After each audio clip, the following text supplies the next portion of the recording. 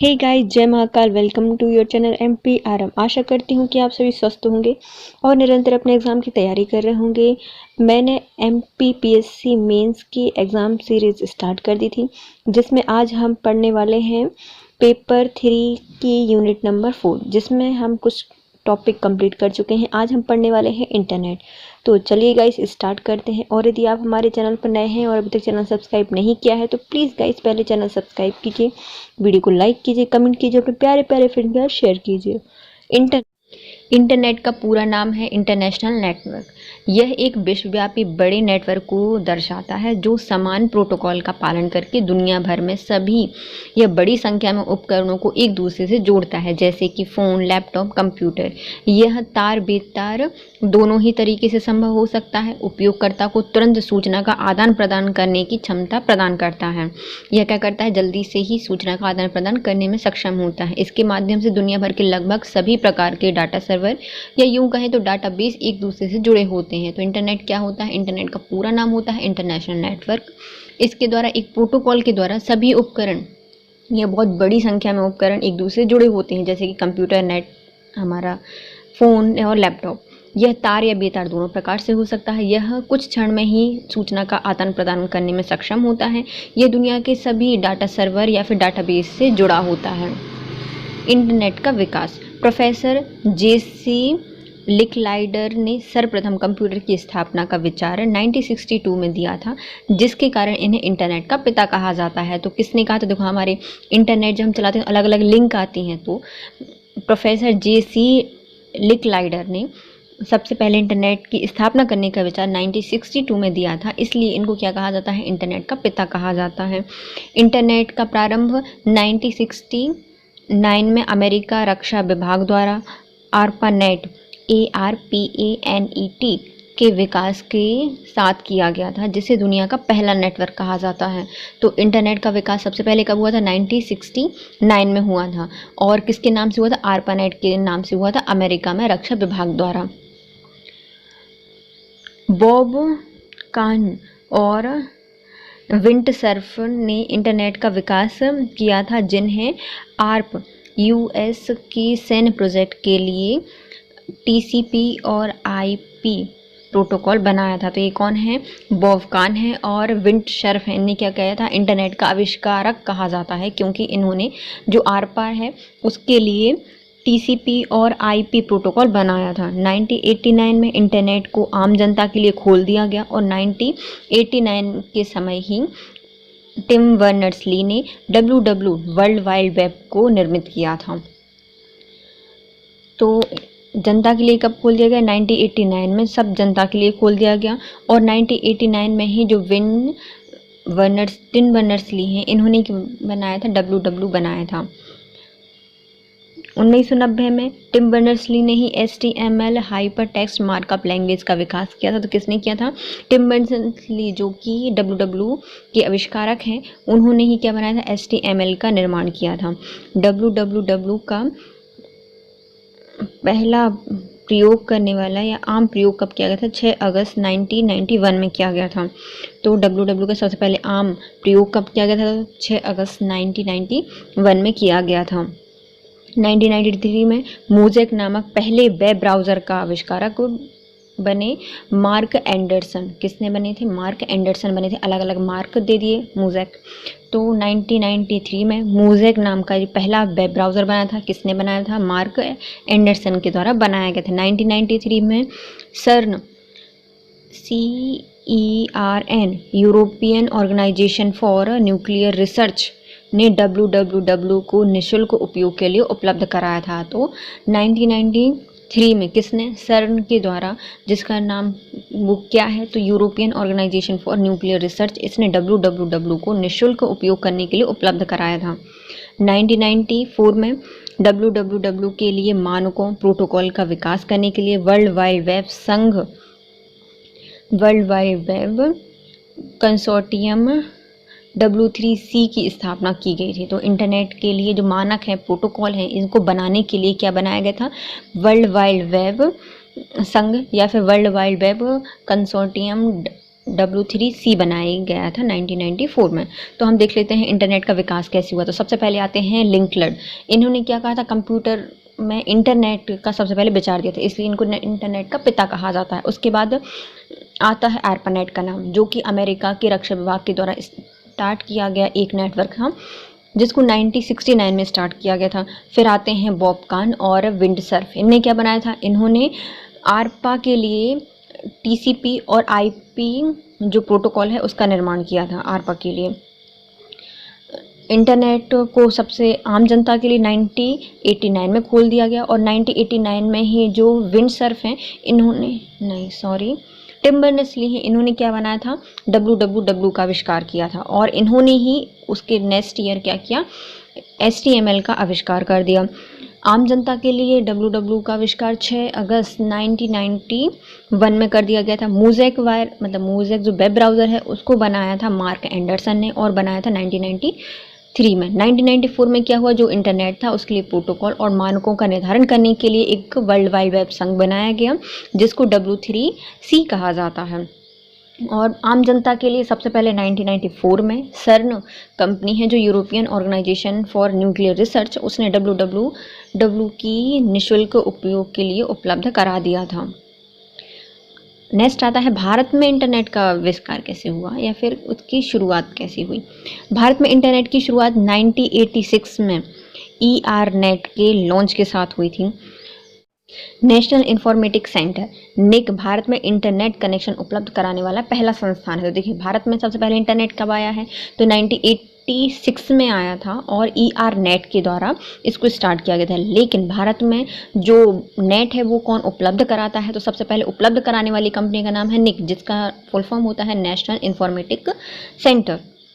15 अगस्त 1995 में विदेश संचार निगम लिमिटेड VSNL द्वारा भारत में सार्वजनिक रूप से इंटरनेट सेवा उपलब्ध कराई गई थी। तो भैया कहाँ से, विदेश से संचार, नेटवर्क क्या करता है, या फिर जो इंटरनेट है वो करता क्या है, तो संचार उपलब्ध कराता है कहीं पर भी हो, तो विदेश से। तो विदेश संचार निगम लिमिटेड द्वारा 15 अगस्त 1995 को सार्वजनिक रूप से इंटरनेट सेवा उपलब्ध कराई गई थी। 1999 में संचार क्षेत्र को निजी सेवा प्रदाताओं के द्वारा खोल दिया गया था। तो कब खोला गया है, 1999 में खोल दिया गया है। सरकार ने तो बहुत बोला था नो नो नो, लेकिन खुल गया सबके लिए। तो देखते हैं भारत में इंटरनेट की शुरुआत कैसे हुई। तो सबसे पहले इंटरनेट की शुरुआत ERNET के द्वारा की गई थी। उसके बाद इंटरनेट प्रयोग करने के लिए जो उपलब्ध कराने के लिए संस्थान थी उसका नाम था NIC, उसने सबसे पहले कराया था। NIC का फुल फॉर्म होता है नेशनल इंफॉर्मेटिक्स सेंटर। फिर आता है 15 अगस्त 1995, इसमें सबसे पहले इंटरनेट को सार्वजनिक रूप से उपलब्ध कराने वाला था VSNL, जिसको कहा जाता है विदेश संचार निगम लिमिटेड। 1999 में संचार क्षेत्र में निजी सेवा प्रदाताओं के लिए खोल दिया गया था इंटरनेट को। अब ERNET क्या है, तो ERNET होता है शिक्षण एवं अनुसंधान नेटवर्क। इसे एजुकेशन, आर्ट्स, रिसर्च और नेटवर्क। यह भारत मतलब ये है क्या, तो भारत में इंटरनेट की एक पहल है। इसकी स्थापना इलेक्ट्रॉनिकी विभाग द्वारा भारत सरकार एवं संयुक्त राष्ट्र विकास कार्यक्रम UNDP की वित्तीय मदद से 1986 में स्टार्ट किया गया था। यह शिक्षा एवं शोध में विकास हेतु बृहद नेटवर्क का निर्माण करता है। तो ERNET क्या है, ये क्वेश्चन आ सकता है 3 मार्कर में, तो इसको कैसे लिख सकते हैं, तो यह भारत में इंटरनेट की पहल है एक। इसको इलेक्ट्रॉनिकी विभाग और भारत सरकार एवं संयुक्त राष्ट्र विकास संघ 3 लोगों की मदद से बनाया गया था 1986 में, जो कि शिक्षा एवं शोध में विकास हेतु बृहद नेटवर्क का निर्माण करता है। इंटरनेट की कार्य प्रणाली क्या है, तो इंटरनेट करता क्या है, तो यह कंप्यूटर नेटवर्कों को विभिन्न संचार माध्यम से आपस में जोड़ने से इंटरनेट का निर्माण होता है। तो इंटरनेट का निर्माण कैसे होता है, जो बहुत सारे कंप्यूटर नेटवर्क हैं इनको विभिन्न संचार माध्यमों से आपस में जोड़ने से इंटरनेट का निर्माण होता है। इंटरनेट से जुड़ा प्रत्येक कंप्यूटर एक सर्वर से तथा सभी सर्वर आपस में जुड़े होते हैं। तो कंप्यूटर किससे जुड़ा होता है, तो जो इंटरनेट है वह एक सर्वर से जुड़ा होता है, और एक सर्वर दूसरे सर्वर से, और वह सर्वर एक दूसरे से आपस में जुड़े होते हैं। सर्वर उपयोगकर्ता द्वारा मांगी गई सूचना उपलब्ध कराता है। तो सर्वर करता क्या है, तो जो उपयोगकर्ता या यूज़र है उसके द्वारा जो भी इंफॉर्मेशन मांगी जाती है उसको उपलब्ध कराता है।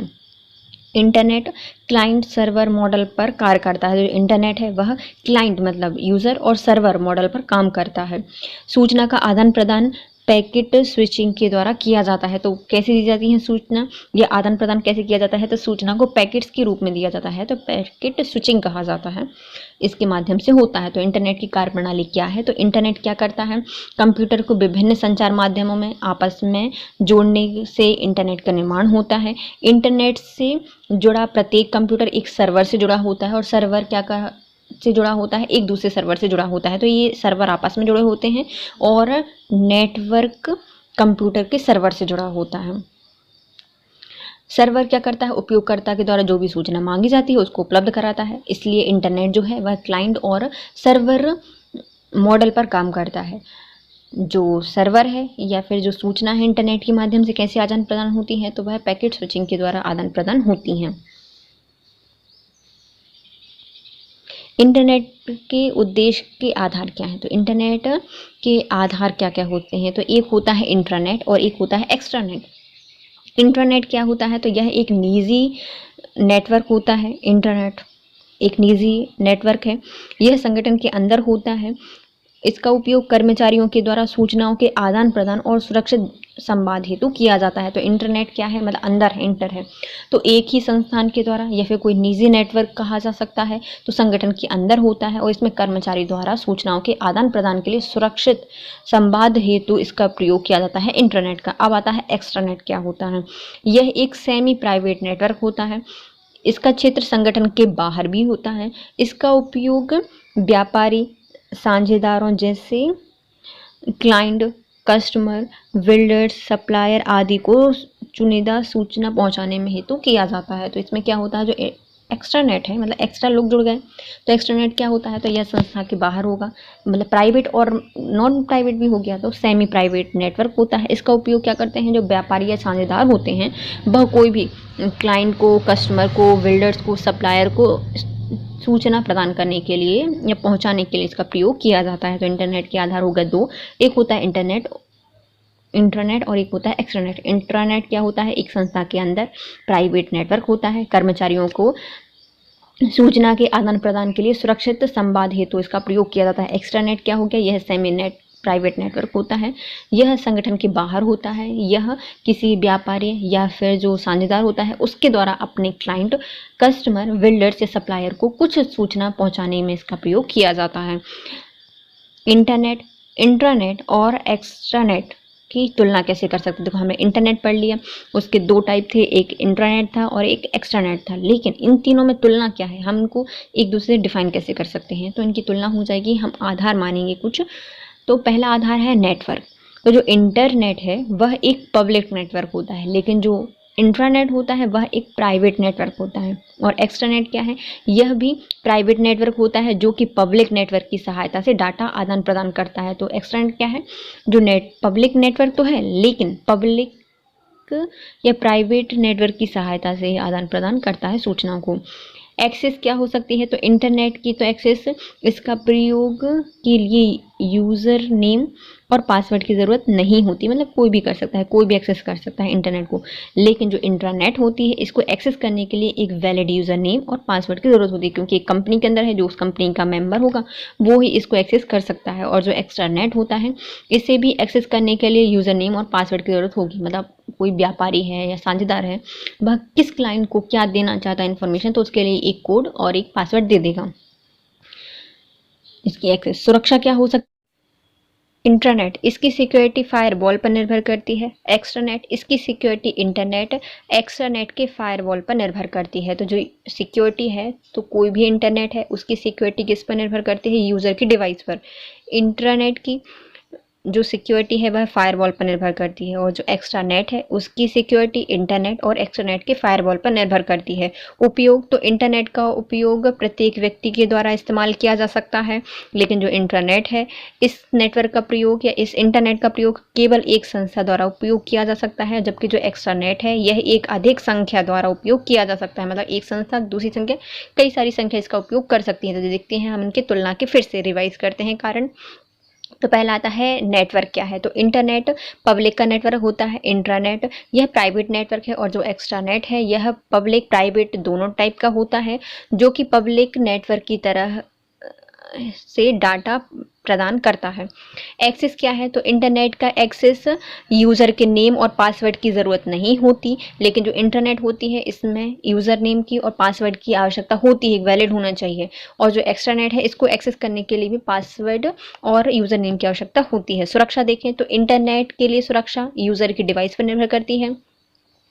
जो इंट्रानेट है इसकी सिक्योरिटी फायरवॉल पर निर्भर करती है, और जो एक्स्ट्रानेट है उसकी सिक्योरिटी एक्स्ट्रानेट और जो इंटरनेट है उसके फायरवॉल पर निर्भर करती है। उपयोग तो इंटरनेट का प्रयोग हर व्यक्ति कर सकता है, लेकिन इंटरनेट का प्रयोग सिर्फ एक संस्था करती है, और जो एक्स्ट्रानेट है इसका एक और कई संस्थाएं मिलकर इसका उपयोग कर सकती हैं। इंटरनेट कनेक्शन के प्रकार देख लेते हैं। तो इंटरनेट का कनेक्शन कैसे किया जा सकता है। तो इसके 5 टाइप होते हैं। पहला आता है डायल अप कनेक्शन, दूसरा आता है ब्रॉडबैंड कनेक्शन, तीसरा है केबल कनेक्शन, चौथा है वायरलेस कनेक्शन, पांचवा है DSL digital cyber line connection, और पांचवा आता है फाइबर ऑप्टिक्स कनेक्शन। तो पहला आता है डायल अप कनेक्शन। यह एक अस्थायी कनेक्शन जो कि कंप्यूटर और आईएसपी सर्वर के बीच जुड़ा होता है। तो जो डायल अप कनेक्शन होता है ये कैसे होता है। तो ये एक अस्थायी कनेक्शन होता है, और किसके बीच में होता है, कंप्यूटर और एक आईएसपी सर्वर के बीच में जुड़ा होता है। टेलीफोन लाइन को कंप्यूटर से जोड़े जाने के कारण एनालॉग कनेक्शन भी कहा जाता है। तो ये जो टेलीफोन लाइन होती है इसको किससे जोड़ा जाता है, कंप्यूटर से जोड़ा जाता है, इसलिए इसको क्या कहा जाता है, एनालॉग कनेक्शन कहा जाता है। स्पीड इसकी कम होती है और ये सस्ता होता है। जो डायल अप कनेक्शन होता है ये क्या होता है, एक अस्थायी कनेक्शन होता है, कंप्यूटर और एक आईएसपी सर्वर के बीच में जुड़ा होता है। टेलीफोन लाइन जो कि कंप्यूटर के द्वारा जोड़ने के कारण इसे एनालॉग कंप्यूटर कहा जाता है, और इसकी स्पीड क्या होती है, कम और सस्ती होती है। ब्रॉडबैंड कनेक्शन, इसमें वाइल्ड बैड की आवृत्ति या फ्रिक्वेंसी का प्रयोग किया जाता है। इसकी सेवा कोई भी कंपनी दे सकता है, अर्थात telephone company, ISP, cable company, और इसकी स्पीड सर्वाधिक होती है। तो जो ब्रॉडबैंड कनेक्शन है ये क्या होती है, इसकी आवृत्ति का प्रयोग किया जाता है। इसमें ब्रॉडबैंड की आवृत्ति का प्रयोग किया जाता है, फ्रिक्वेंसी का प्रयोग किया जाता है। इसकी सेवा कोई भी कंपनी दे सकती है, जैसे कि टेलीफोन कंपनी हो गया, आईएसपी कंपनी हो गया, केबल कंपनी, कोई भी ब्रॉडबैंड कनेक्शन की सुविधा दे सकता है। इसकी स्पीड कैसी होती है, सबसे ज़्यादा होती है। नेक्स्ट आता है केबल कनेक्शन। तो केबल मोडेम के प्रयोग के माध्यम से इंटरनेट प्रदान करती है। तो ये कैसे करती है, मोडेम का प्रयोग करके इंटरनेट को प्रदान किया जाता है केबल कनेक्शन में, और इसकी गति भी तेज होती है, क्योंकि केबल से सीधा जा रहा है तो केबल कनेक्शन की गति भी तेज होती है। वायरलेस कनेक्शन, एक रिसीवर के बीच एक रेडियो लिंक का प्रयोग कर कनेक्शन प्राप्त किया जा सकता है। तो जो वायरलेस कनेक्शन है इसमें क्या होता है, एक रिसीवर होता है, उसके बीच में एक रेडियो लिंक का प्रयोग करके कनेक्शन प्राप्त किया जाता है। इसमें केबल की आवश्यकता नहीं होती क्योंकि वायरलेस है, और बल्कि इसमें राउटर की आवश्यकता होती है। उदाहरण के लिए वाईफाई। तो वायरलेस कनेक्शन में क्या होता है, इसमें एक रिसीवर के बीच में एक रेडियो लिंक का प्रयोग किया जाता है और उसको कनेक्शन दिया जाता है। इसमें केबल की आवश्यकता नहीं होती क्योंकि इसमें राउटर का प्रयोग किया जाता है, और इसका उदाहरण हो सकता है wifi. DLS digital subscriber line, digital subscriber line connection, इसमें 2 तारों वाली पारंपरिक टेलीफोन लाइन का प्रयोग किया जाता है। इसमें कैसी होती है, 2 लाइन वाली एक पारंपरिक जो टेलीफोन की लाइन होती है उसका प्रयोग किया जाता है। यह एक वायर्ड मतलब वायर वाली कनेक्शन होती है जिसे कंप्यूटर से कनेक्ट किया जाता है। इसकी स्पीड रेंज पर निर्भर करती है, जो कि 128 kbps से 8 mbps पर संभव होती है। तो जो DSL है, डिजिटल सब्सक्राइबर लाइन कनेक्शन, इसमें क्या होता है, तो इसमें 2 तारों वाली एक पारंपरिक टेलीफोन लाइन का प्रयोग किया जाता है। यह एक वायर्ड या फिर वायर वाली तार वाली कनेक्शन होती है जो कि कंप्यूटर से जोड़ी जाती है। इसकी जो स्पीड है इसकी रेंज पर निर्भर करती है, जैसे कि 128 kbps से 8 mbps तक संभव होती है। Fibre optics connection, fibre optics सिद्धांत पर निर्भर कनेक्शन होता है। इसकी गति बहुत तेज होती है। जो फाइबर ऑप्टिक्स होते हैं इसकी कनेक्शन की गति कैसी होती है, तो फाइबर ऑप्टिक्स सिद्धांत पर आधारित होती है और इसकी गति भी तेज होती है। वायरलेस इंटरनेट कनेक्शन तकनीक, ब्लूटूथ, मतलब इसमें वायर का उपयोग ही नहीं होगा। तो वायरलेस इंटरनेट कनेक्शन तकनीक, पहला आता है ब्लूटूथ, दूसरा आता है वाईफाई, तीसरा आता है लाईफाई, चौथा आता है बाईमैक्स, और 5वां आता है हॉटस्पॉट। तो देखते हैं पहला वाईफाई। नहीं, पहला आता है ब्लूटूथ। इसका आविष्कार 1994 में हटसन के द्वारा किया गया था। इसके द्वारा अधिकतम 7 इलेक्ट्रॉनिक डिवाइस को आपस में कनेक्ट करके डाटा का आदान प्रदान किया जा सकता है। इसकी तकनीक में 2.4 गीगाहर्ट्ज से 2.8 गीगाहर्ट्ज के बीच में रेडियो तरंगों का प्रयोग किया जाता है।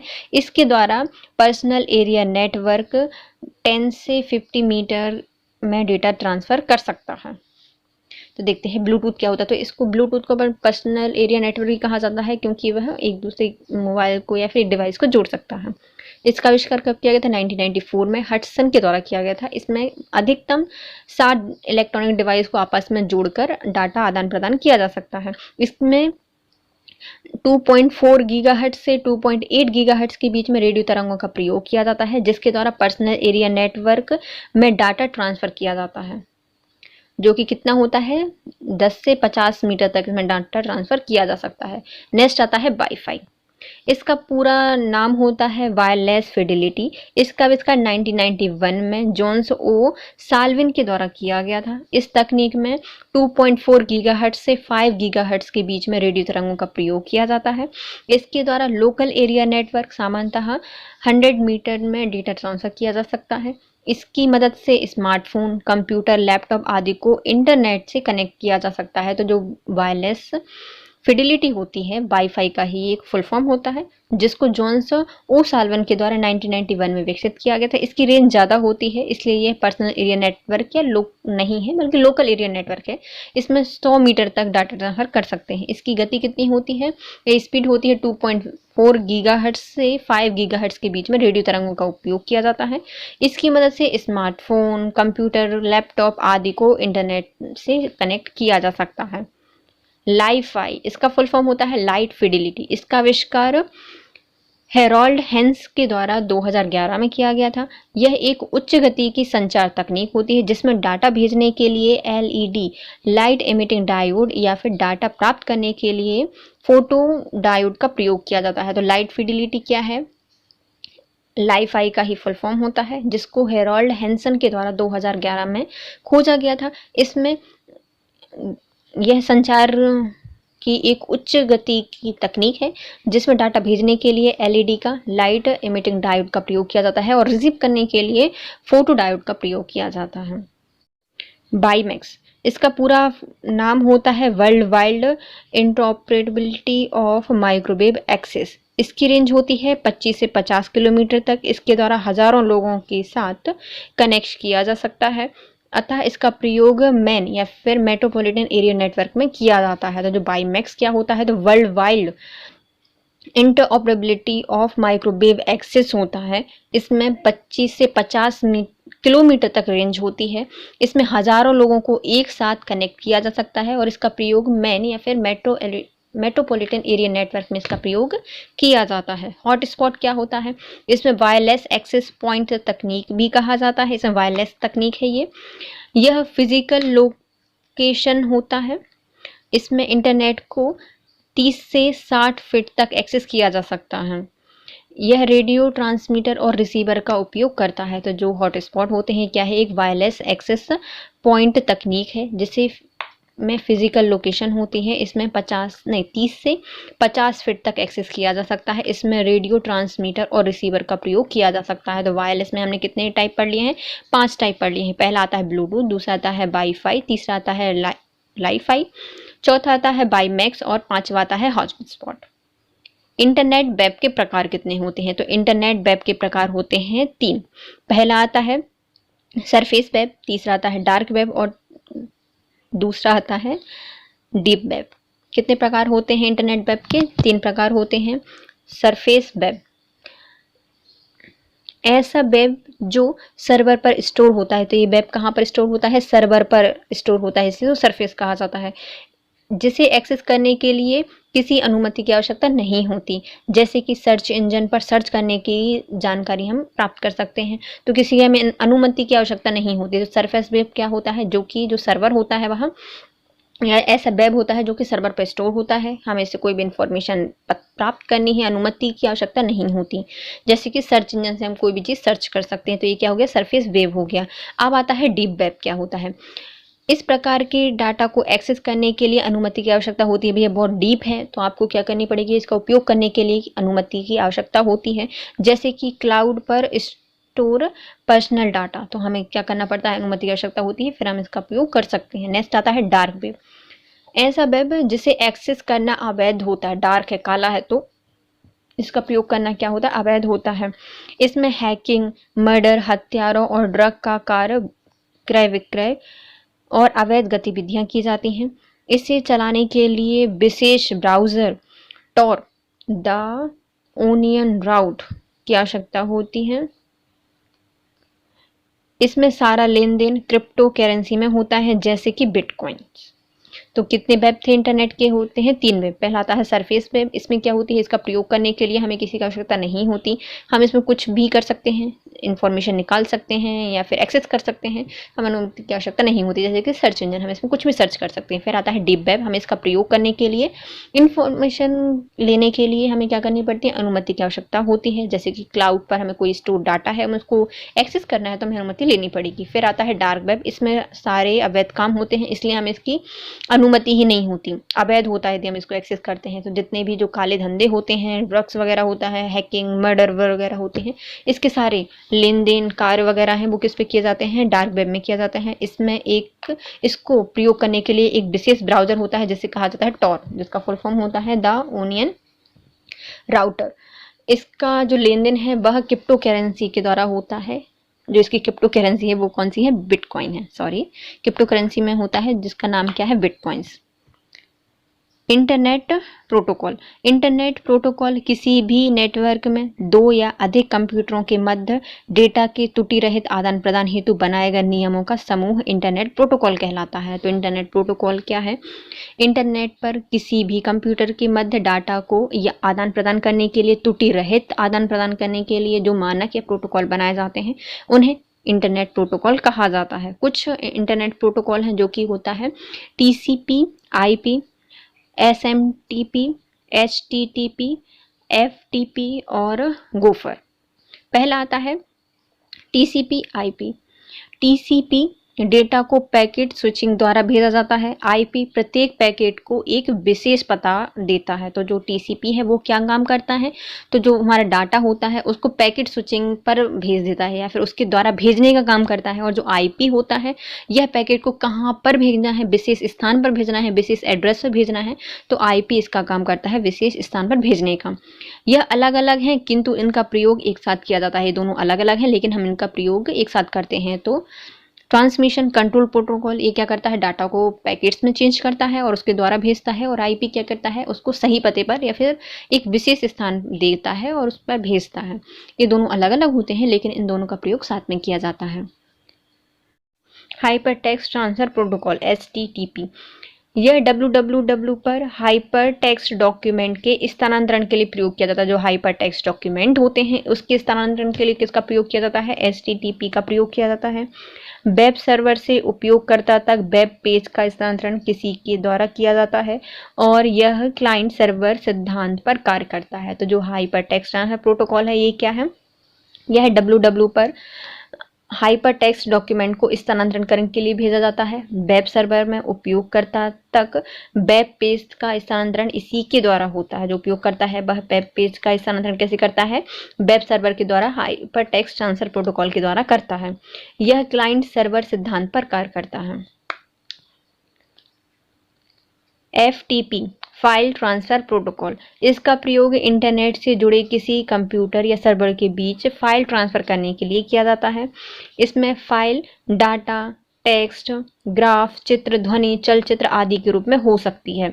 तो जो फाइल ट्रांसफर प्रोटोकॉल है ये क्या करती है, तो इसका प्रयोग करके हम किसी भी कंप्यूटर तथा सर्वर के बीच में कोई भी फाइल ट्रांसफर कर सकते हैं। फाइल ट्रांसफर प्रोटोकॉल है, फाइल को ट्रांसफर करने के लिए होती है। फाइल क्या हो सकती है, तो कोई भी डाटा हो सकता है, टेक्स्ट हो सकते हैं, ग्राफ हो सकते हैं, चित्र, ध्वनि, चलचित्र कुछ भी हो सकते हैं। SMTP simple mail transfer protocol, इसका प्रयोग ईमेल को सर्वर तक भेजने और उन्हें पुनः प्राप्त करने के लिए किया जाता है। यह ईमेल के लिए प्रयुक्त सर्वाधिक लोकप्रिय प्रोटोकॉल होता है। तो जो SMTP होता है, ये क्या होता है, इसका प्रयोग ईमेल को सर्वर तक भेजने और उन्हें पुनः प्राप्त करने के लिए किया जाता है। यह ईमेल के द्वारा प्रयुक्त सर्वाधिक लोकप्रिय प्रोटोकॉल होता है। गोफर इंटरनेट पर दूरस्थ कंप्यूटर से डॉक्यूमेंट को खोजने, प्राप्त करने और तथा उन्हें प्रदर्शित करने के लिए प्रयोग किया जाता है। इसके अलावा HTTPS, POP, ICMP, UDP भी प्रोटोकॉल्स होते हैं। तो गोफर क्या करता है, तो इस जो दूर कंप्यूटर रखा है या डॉक्यूमेंट, उससे हम क्या कर सकते हैं, डॉक्यूमेंट को खोज सकते हैं, प्राप्त कर सकते हैं, उन्हें प्रदर्शित कर सकते हैं। इसके अलावा कुछ और प्रोटोकॉल हैं, जो हो गया HTTPS, POP, ICMP और UDP, ये भी प्रोटोकॉल्स होते हैं। Internet protocol address, IP address क्या होता है, तो इंटरनेट से जुड़ी प्रत्येक डिवाइस का एक विशेष अंकीय पता होता है। तो IP एड्रेस क्या है, कोई भी कंप्यूटर है, डिवाइस है, उसका एक विशेष अंक का जो नंबर होता है या पता होता है, उसे IP एड्रेस कहा जाता है। यह पता इंटरनेट से जुड़ने पर इंटरनेट सर्विस प्रोवाइडर द्वारा दिया जाता है। जब हम इंटरनेट से जुड़ते हैं तो इस डिवाइस को यह पता है इंटरनेट सर्विस प्रोवाइडर के द्वारा दिया जाता है। किन्हीं भी दो डिवाइस का IP एड्रेस समान नहीं हो सकता। तो ये बहुत ध्यान रखते हैं कि कोई भी दो डिवाइस का जो पता है वो एक समान ना हो। तो इंटरनेट प्रोटोकॉल एड्रेस क्या है, यह प्रत्येक डिवाइस का एक विशेष अंकीय पता होता है। इंटरनेट से जुड़ने के लिए इंटरनेट सर्विस प्रोवाइडर के द्वारा इसका प्रयोग किया जाता है या फिर उसके द्वारा दिया जाता है। कभी भी दो डिवाइस का सेम IP एड्रेस नहीं हो सकता। IPv4 ये क्या है, तो यह एक न्यूमेरिक नंबर होता है जो कि 32 बिट का होता है। IP एड्रेस है जो कि दो प्रकार के होते हैं, एक IPv4 और IPv6। तो जो IPv4 है यह न्यूमेरिकल और 32 बिट का होता है, और जो IPv6 है यह 128 बिट का होता है और एक न्यूमेरिक नंबर होता, अल्फा न्यूमेरिक नंबर है। चलिए देखते हैं हम IPv4 और IPv6 के बीच में डिफरेंस, दोनों में डिफरेंस क्या है। तो जो IPv4 है इसकी शुरुआत या फिर इसको विकसित किया गया था 1981 में, और जो IPv6 है इसकी शुरुआत हुई थी 1988 में। IPv4 इसमें 32 बिट या 4 बाइट संख्या का प्रयोग किया जाता है, और जो IPv6 है इसको 128 बिट 16 बाइट संख्याओं का प्रयोग किया जाता है। IPv4 यह 0 से 255 तक के अंकों का 4 समूह होता है, जबकि जो IPv6 है यह एक हेक्साडेसिमल अंकों का एक 8 समूह होता है। IPv4 समूहों को डॉट द्वारा अलग किया जाता है, जबकि IPv6 को कॉलन द्वारा अलग किया जाता है। IPv4 यह न्यूमेरिक एड्रेस होता है, और जो IPv6 है यह एक अल्फा न्यूमेरिक एड्रेस है। IPv4 इसमें 12 हेडर फील्ड होते हैं, और जबकि जो IPv6 है इसमें 8 हेडर फील्ड होते हैं। IPv4 यह मैनुअल कॉन्फ़िगरेशन को सपोर्ट करता है, जबकि जो IPv6 है यह ऑटो कॉन्फ़िगरेशन को सपोर्ट करता है। IPv4 के उदाहरण, ये न्यूमेरिक नंबर होता है तो 192.159.252.94, और जो IPv6 है इसके उदाहरण हो सकता है अल्फा न्यूमेरिक में इसका एड्रेस होता है तो 2FFE:2C001D88:0023:5648:AADF:OOFD इसके उदाहरण हैं। तो चलिए देखते हैं, हम इनकी फिर से उदाहरण देख लेते हैं IPv4 के और IPv6 के। तो पहला है IPv4 को 1981 में विकसित किया गया था, जबकि जो IPv6 है इसको 1988 में विकसित किया गया था। IPv4 32 बिट का या फिर 8 संख्याओं का प्रयोग किया जाता है, जबकि जो IPv6 है इसमें 128 बिट होते हैं और 16 बाइट का प्रयोग किया जाता है।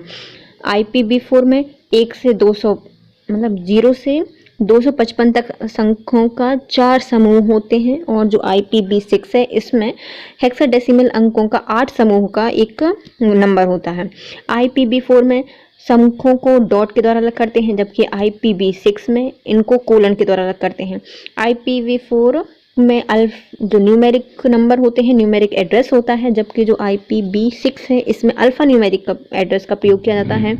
IPv4 में 12 हेडर्स फील्ड होते हैं, जबकि IPv6 में 8 हेडर फील्ड होते हैं। IPv4 में मैनुअल कॉन्फ़िगरेशन को सपोर्ट करता है, जबकि जो IPv6 है यह ऑटो कॉन्फ़िगरेशन को सपोर्ट करता है। इसके एग्जाम्पल इंटरनेट संबंधी अंतर्राष्ट्रीय कुछ संस्थाएं। IET internet engineering task force, इसकी स्थापना 14 जनवरी 1986 को की गई थी। इसका मुख्यालय कैलिफोर्निया में है। इसका प्रकार है एक गैर लाभकारी संगठन है, NGO है। इसका उद्देश्य इंटरनेट मानकों का विकास और उसके उपयोग को प्रोत्साहन देता है। तो ये क्या हो गया, internet engineering task force. Engineering task force है किसकी, इंटरनेट की। इसकी स्थापना 14 फरवरी 1986 को की गई थी। यह कैलिफोर्निया में इसका मुख्यालय है। यह गैर लाभकारी संगठन है, इंटरनेट मानकों का विकास और उपयोग करने को प्रोत्साहन करता है। IAB internet architecture board, internet architecture board, यह 1983 में स्थापना की गई थी। पेटेंट कंपनी है इसकी IETF internet engineering task force, इसकी क्या है, पेरेंट कंपनी है। इसका कार्य क्या है, इंटरनेट के लिए आवश्यक तकनीक और इंजीनियरिंग का विकास करने पर बल देता है। तो इंटरनेट आर्किटेक्चर बोर्ड, इसकी स्थापना 1983 में की गई थी। इसकी पेटेंट कंपनी का नाम है इंटरनेट इंजीनियरिंग टास्क फोर्स। यह क्या करता है, इंटरनेट की आवश्यकता के अनुसार तकनीक और इंजीनियरिंग का विकास करने पर बल देता है। ISOC इंटरनेट सिक्योरिटी, इसकी स्थापना 11 दिसंबर 1992 को की गई थी। इसका मुख्यालय वर्जीनिया में है। इसका उद्देश्य इंटरनेट मानक, प्रोटोकॉल और नीतियों का विकास करता है। ये क्या करता है, इंटरनेट मानक, प्रोटोकॉल और नीतियों का विकास करता है। इसके संस्थापक हैं विन शर्फ और बॉब कॉर्न। इंटरनेट सिक्योरिटी की स्थापना कब की गई थी, 1992 में की गई थी। इसका मुख्यालय वर्जीनिया में है। इसके संस्थापक हैं विन शर्फ ऑफ बॉबकॉन। इंटरनेट मानक, प्रोटोकॉल और नीतियों का विकास करने का काम करता है। W3C world wide web consortium, इसकी स्थापना 1 अक्टूबर 1994 को की गई थी। इसका मुख्यालय कैम्ब्रिज अमेरिका में है। इसके संस्थापक हैं टिम बर्नर्स-ली। इसका कार्य है www के प्रयोग के लिए अंतर्राष्ट्रीय मानकों का निर्धारण करना। तो ये क्या करता है, जो www है इसके जो मानक हैं उनका निर्धारण कौन करता है, वर्ल्ड वाइड वेब कंसोर्टियम। इसकी स्थापना 1994 में की गई थी। मुख्यालय कैम्ब्रिज अमेरिका में है। टिम बर्नर्स-ली इसके संस्थापक रहे हैं और इसका काम क्या होता है, जो कंप्यूटर के प्रयोग होने वाले मानक है, इंटरनेट के प्रयोग के मानक, उनको निर्धारण करता है। ICANN internet corporation for assigned name and numbers, internet corporation and assigned names and numbers. इसकी स्थापना 18 सितंबर 1998 में की गई थी। इसका मुख्यालय लॉस एंजलिस अमेरिका में है। इसका कार्य IP एड्रेस और डोमेन नेम प्रदान करता है और मानकों का निर्धारण करता है। तो क्या करता है, IP एड्रेस और जो डोमेन नेम है उनको प्रदान करता है ICANN और उनके मानकों का निर्धारण करता है। इसके अलावा domain name register DNR, American national standard institute, internet research task force IRTF आदि संस्थाएं भी इंटरनेट के लिए कार्यरत हैं। तो इंटरनेट से संबंधित कुछ संस्थाएं आती हैं। पहली कौन सी है, इंटरनेट इंजीनियरिंग टास्क फोर्स। इसकी स्थापना 1986 में की गई थी। इसका मुख्यालय कैलिफोर्निया में है और जो इंटरनेट के मानकों का विकास करता है और उपयोग को प्रोत्साहन करता है, एक गैर लाभकारी संगठन है। इसके बाद आता है IAB, यह इसका फुल फॉर्म होता है इंटरनेट आर्किटेक्चर बोर्ड। इसकी स्थापना 1983 में की गई थी। इसकी पेटेंट कंपनी का नाम है इंटरनेट इंजीनियरिंग टास्क फोर्स और यह क्या करता है, इंटरनेट के लिए आवश्यक तकनीक और इंजीनियरिंग का विकास करता है। ISSN ISOC इंटरनेट सिक्योरिटी, इसकी स्थापना 1992 में की गई थी। इसके संस्थापक हैं विन शर्फ और बॉब कॉन। इसका हेडक्वार्टर वर्जीनिया में है। यह इंटरनेट मानक, प्रोटोकॉल और नीति का विकास करने का काम करता है। WWWC world wide web consortium, इसकी स्थापना 1994 में की गई थी। इसका मुख्यालय कैम्ब्रिज अमेरिका में है। इसके संस्थापक टिम बर्नर्स-ली हैं और यह क्या करता है, कंप्यूटर में उपयोग होने वाले जो अंतर्राष्ट्रीय मानक हैं उनको निर्धारण करता है। ICANN internet corporation for assigned names and number, इसकी स्थापना 1998 में की गई थी। लॉस एंजलिस में इसका मुख्यालय अमेरिका में है और ये क्या करता है, IP एड्रेस और डोमेन नेम प्रदान करने का काम करता है और मानकों का निर्धारण करता है। इसके अलावा भी कुछ है, domain name register, American national standard institute और इंटरनेट रिसर्च टास्क फोर्स, ये सब क्या है, कंप्यूटर या इंटरनेट से संबंधित संस्थाएं हैं। इंटरनेट का उपयोग किस में किया जाता है, तो कंप्यूटर के माध्यम से दृश्य अदृश्य संवाद स्थापित करने में, उदाहरण के लिए ईमेल, चैटिंग, वीडियो कॉन्फ्रेंसिंग का प्रयोग इंटरनेट के द्वारा किया जाता है। यह ऑनलाइन व्यापार करने में, मतलब ई-कॉमर्स वगैरह के लिए इंटरनेट का प्रयोग किया जाता है। प्रशासनिक कार्यों के डिजिटलीकरण में, उदाहरण के लिए ई प्रशासन में इंटरनेट का प्रयोग किया जाता है। ऑनलाइन प्रशिक्षण प्रणाली में, जैसे कि ई लर्निंग में इंटरनेट का प्रयोग किया जाता है। ऑनलाइन शॉपिंग में और ऑनलाइन टिकट बुकिंग करने में भी इसका प्रयोग किया जाता है इंटरनेट का। शोध, अनुसंधान, समाचार प्राप्त करने में इंटरनेट का प्रयोग किया जाता है। तो इंटरनेट का प्रयोग हम कैसे कर सकते हैं, तो इंटरनेट के माध्यम से हम दृश्य अदृश्य संचार, message, email, chatting, video conferencing कर सकते हैं।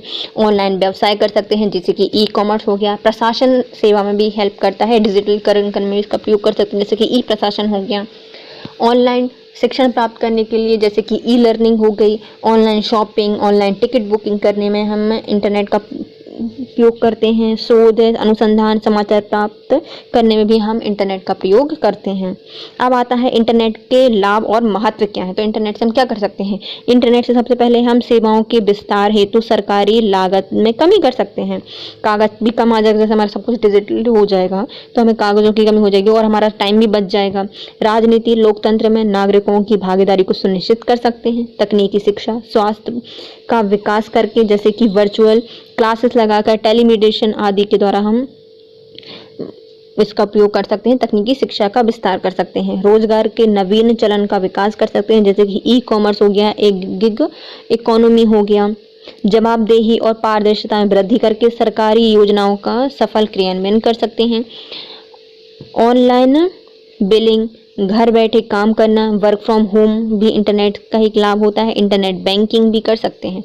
तो इंटरनेट के लाभ क्या क्या होते हैं, तो सेवाओं के विस्तार हेतु सरकारी लागत कमी आ जाएगी। राजनीति और लोकतंत्र में नागरिकों की भागीदारी सुनिश्चित हो जाएगी। तकनीकी शिक्षा में स्वास्थ्य का विकास, उदाहरण के लिए वर्चुअल क्लासेस और टेलीमेडिसिन का उपयोग हो सकता है। रोजगार के नवीन चलन का विकास, उदाहरण के लिए ई-कॉमर्स और गिग इकोनॉमी का प्रयोग। जवाबदेही और पारदर्शिता में वृद्धि और सरकारी योजनाओं का सफल क्रियान्वयन। ऑनलाइन बिलिंग व घर बैठे काम, उदाहरण के लिए वर्क फ्रॉम होम और इंटरनेट बैंकिंग का प्रयोग होता है। इंटरनेट की हानियाँ क्या क्या हैं, तो सब जितने भी लाभ होते हैं उसके साथ कुछ कुछ हानियाँ भी होती हैं। तो पहली हानि आती है, शारीरिक और मानसिक स्वास्थ्य पर बुरा प्रभाव पड़ता है। निजता का खतरा रहता है। सार्वजनिक भागीदारी में कमी आती है और संस्कृति में विलंबना होती है। कंप्यूटर वायरस और साइबर क्राइम में से असुरक्षित है। विश्वसनीयता की कमी होती है। समय की बर्बादी करता है। ऑनलाइन अपराधों की प्रवृत्ति को बढ़ावा देता है, जैसे कि साइबर क्राइम। तो इंटरनेट की हानियाँ क्या क्या होती हैं, शारीरिक मानसिक स्वास्थ्य पर बुरा प्रभाव डालता है। निजता का खतरा रहता है। सामाजिक भागीदारी को कमी करता है और संस्कृति की अवलंबन करता है, विलंबन करता है ना। कंप्यूटर वायरस साइबर क्राइम की से असुरक्षित है। विश्वसनीयता की कमी रहती है। समय की बर्बादी होती है। ऑनलाइन अपराध की प्रवृत्ति को बढ़ावा देता है, जैसे कि साइबर क्राइम। भारत में इंटरनेट उपलब्धता की प्रमुख चुनौतियां क्या क्या हैं। इंटरनेट की सीमित उपलब्धता, सबसे पहली तो चुनौती क्या है, तो इंटरनेट की सीमित उपलब्धता।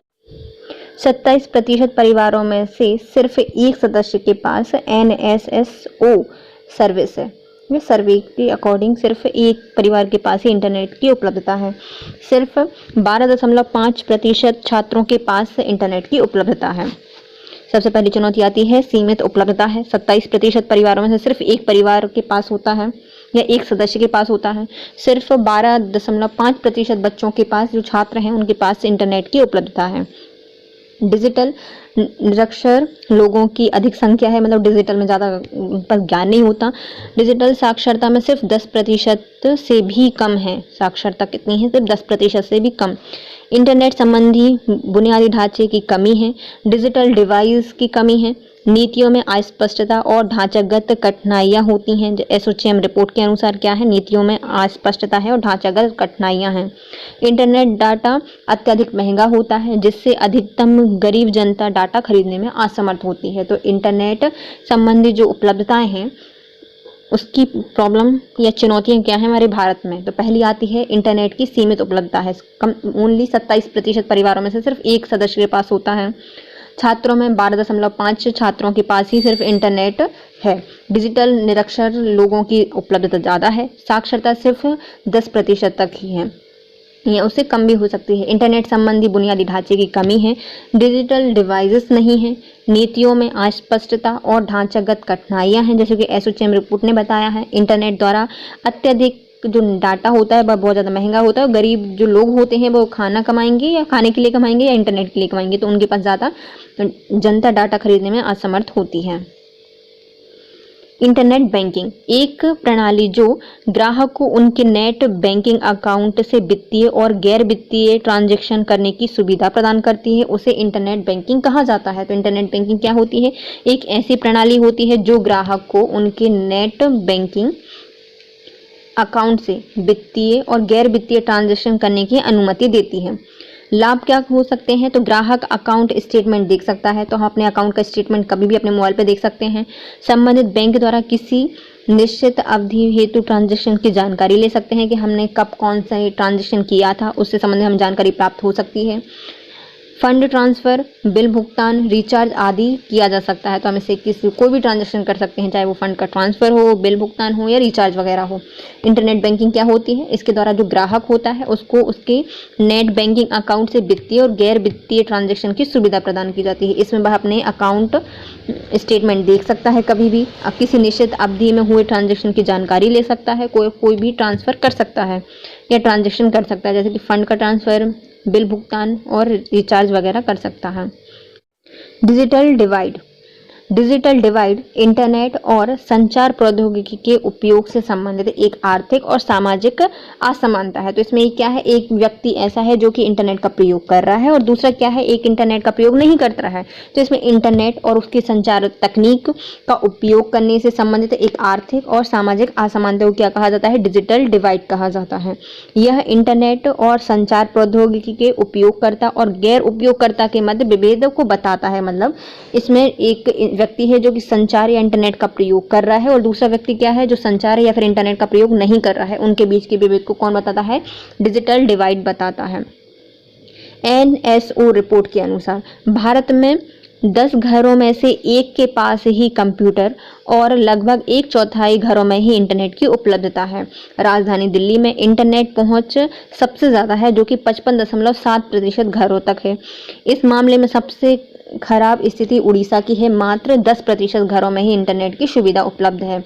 तो डिजिटल डिवाइड क्या होता है? इसमें हम सिर्फ इसको बताते हैं कि कौन डिजिटल साक्षर है और कौन नहीं है, या फिर डिजिटल तकनीक का प्रयोग कर रहा है या नहीं कर रहा है। इसके जो बताने वाली जो तकनीक होती है या फिर जो डिवाइड करती है, तो इसे क्या कहा जाता है? डिजिटल डिवाइड कहा जाता है।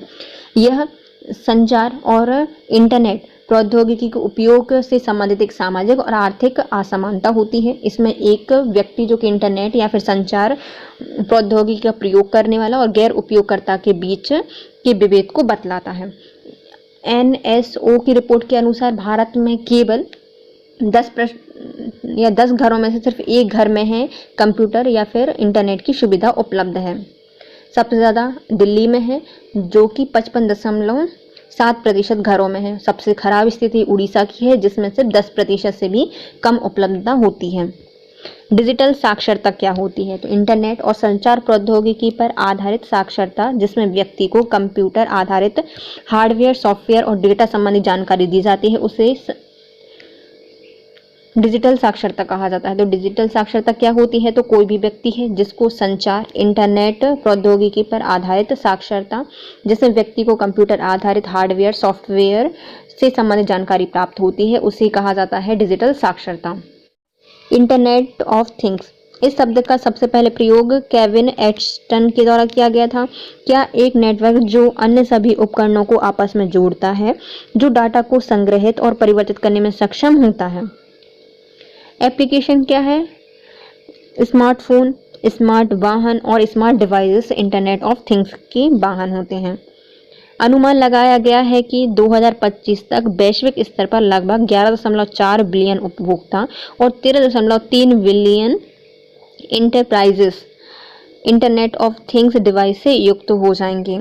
मार्केट्स एंड मार्केट्स द्वारा प्रकाशित एक मार्केट रिसर्च रिपोर्ट के अनुसार वैश्विक इंटरनेट ऑफ थिंग्स सुरक्षा बाजार का आकार वर्ष 2018 में $8.2 बिलियन से बढ़कर 2023 तक $35.2 बिलियन होने की उम्मीद है। इंटरनेट ऑफ थिंग्स, इसका प्रयोग किसमें किया जाता है? तो स्मार्ट मीटर द्वारा जल उपचार प्रणाली का विश्लेषण करने में, नल के पानी की गुणवत्ता का पता लगाने में, नदी में फेंके जाने वाले अपशिष्ट की मात्रा का पता लगाने के लिए इंटरनेट ऑफ थिंग्स का प्रयोग किया जाता है। भारत में इंटरनेट ऑफ थिंग्स की नीतियां क्या क्या हैं? भारत ने सबसे पहले इंटरनेट ऑफ थिंग्स नीति मसौदा 2014 में तैयार किया था, जिसमें सरकार विभिन्न आईटी संगठनों के साथ मिलकर एक्यूवेशन केंद्र स्थापित करेगी, जो नेशनल सेंटर ऑफ एक्सीलेंस के नाम से जाने जाएंगे। तो भारत में क्या कर रहा है? तो आईटी संस्थान है, उसके साथ मिलकर इंक्यूबेशन सेंटर स्थापित कर रही है, जिसको नेशनल सेंटर फॉर एक्सीलेंस के नाम से जाना जाएगा। इंटरनेट ऑफ थिंग्स में अनुसंधान एवं विकास हेतु national IoT research collaboration scheme का प्रस्ताव तैयार किया गया है। आंध्र प्रदेश सरकार ने राज्यों को आईटी हब में परिवर्तित करने के लिए पहली इंटरनेट ऑफ थिंग्स नीति 2016 और 20 में मंजूरी प्रदान की थी। भारत का पहला इंटरनेट गवर्नेंस फोरम, यह संयुक्त राष्ट्र संघ के अधीन वैश्विक इंटरनेट गवर्नेंस फोरम का एक भारतीय रूप है, जिसका आयोजन 20 से 22 अक्टूबर 2021 में किया गया था। इसका विषय था डिजिटल भारत के लिए समावेशी इंटरनेट। डिजिटल भारत के लिए समावेशी इंटरनेट। तो इंटरनेट ऑफ थिंग्स क्या होता है? इसका सबसे पहले प्रयोग केविन एटसन के द्वारा किया गया था। इसमें क्या एक नेटवर्क जो कि विभिन्न सभी उपकरणों को आपस में जोड़ता है, वो डाटा को संग्रहित और परिवर्तित करने में सक्षम है। एप्लीकेशन स्मार्टफोन, स्मार्ट वाहन, स्मार्ट डिवाइसेस होती हैं। इसका अनुमान लगाया गया है कि 2025 तक जो वैश्विक स्तर है, उसमें हम 11.4 बिलियन उपभोक्ता और 13 million enterprises internet of thing device से युक्त हो जाएंगे। मार्केट्स एंड मार्केट्स रिपोर्ट ने भी कुछ अनुमान या फिर रिपोर्ट जारी की है। उसके अकॉर्डिंग 2018 में $8.2 बिलियन से बढ़कर 2023 में $35.2 बिलियन की उम्मीद रखी गई है। उपयोग या अनुप्रयोग क्या है? इसमें हम स्मार्ट मीटर द्वारा जल का उपचार प्रणाली का विश्लेषण कर सकते हैं, नल से पानी की गुणवत्ता का पता लगा सकते हैं, नदी में फेंके गए जो अपशिष्ट होते हैं उनकी मात्रा का पता लगाया जा सकता है। भारत की इंटरनेट ऑफ थिंग्स नीति में 2014 में इसकी तैयार की गई थी रिपोर्ट, जिसमें कुछ भारत में आईटी संस्थानों के द्वारा एक इंक्यूबेशन सेंटर स्थापित किए जाएंगे, जिसको नेशनल सेंटर फॉर एक्सीलेंस कहा जाएगा। यह अनुसंधान एवं विकास हेतु international IoT research collaboration scheme का प्रस्ताव तैयार करता है। आंध्र प्रदेश सरकार ने भारत को आईटी हब में परिवर्तित करने के लिए पहली इंटरनेट ऑफ थिंग्स नीति 2016-20 में तैयार की थी। भारत में पहला इंटरनेट गवर्नेंस फोरम कौन सा है? तो यह संयुक्त राष्ट्र संघ के अधीन वैश्विक इंटरनेट गवर्नेंस फोरम का भारतीय रूप है। इसका आयोजन 20 से 22 अक्टूबर 2021 में किया गया था। डिजिटल भारत के लिए समावेशी इंटरनेट इसका विषय था। इंटरनेट संबंधित तो कुछ शब्दावली, पहली आती है world wide web. World wide web, इसका आविष्कार 1989 में टिम बर्नर्स-ली ने सर्न में किया था। यह इंटरनेट पर डाली गई समस्त सूचनाओं को देखने की सुविधा उपलब्ध कराता है। तो ये इंटरनेट पर जितनी भी सूचनाएं डाली गई हैं उसको देखने के लिए सुविधा उपलब्ध कराता है वर्ल्ड वाइड वेब। यह लाखों वेब पेज डॉक्यूमेंट के रूप में उपलब्ध होता है जो हाइपर लिंक द्वारा आपस में जुड़े होते हैं।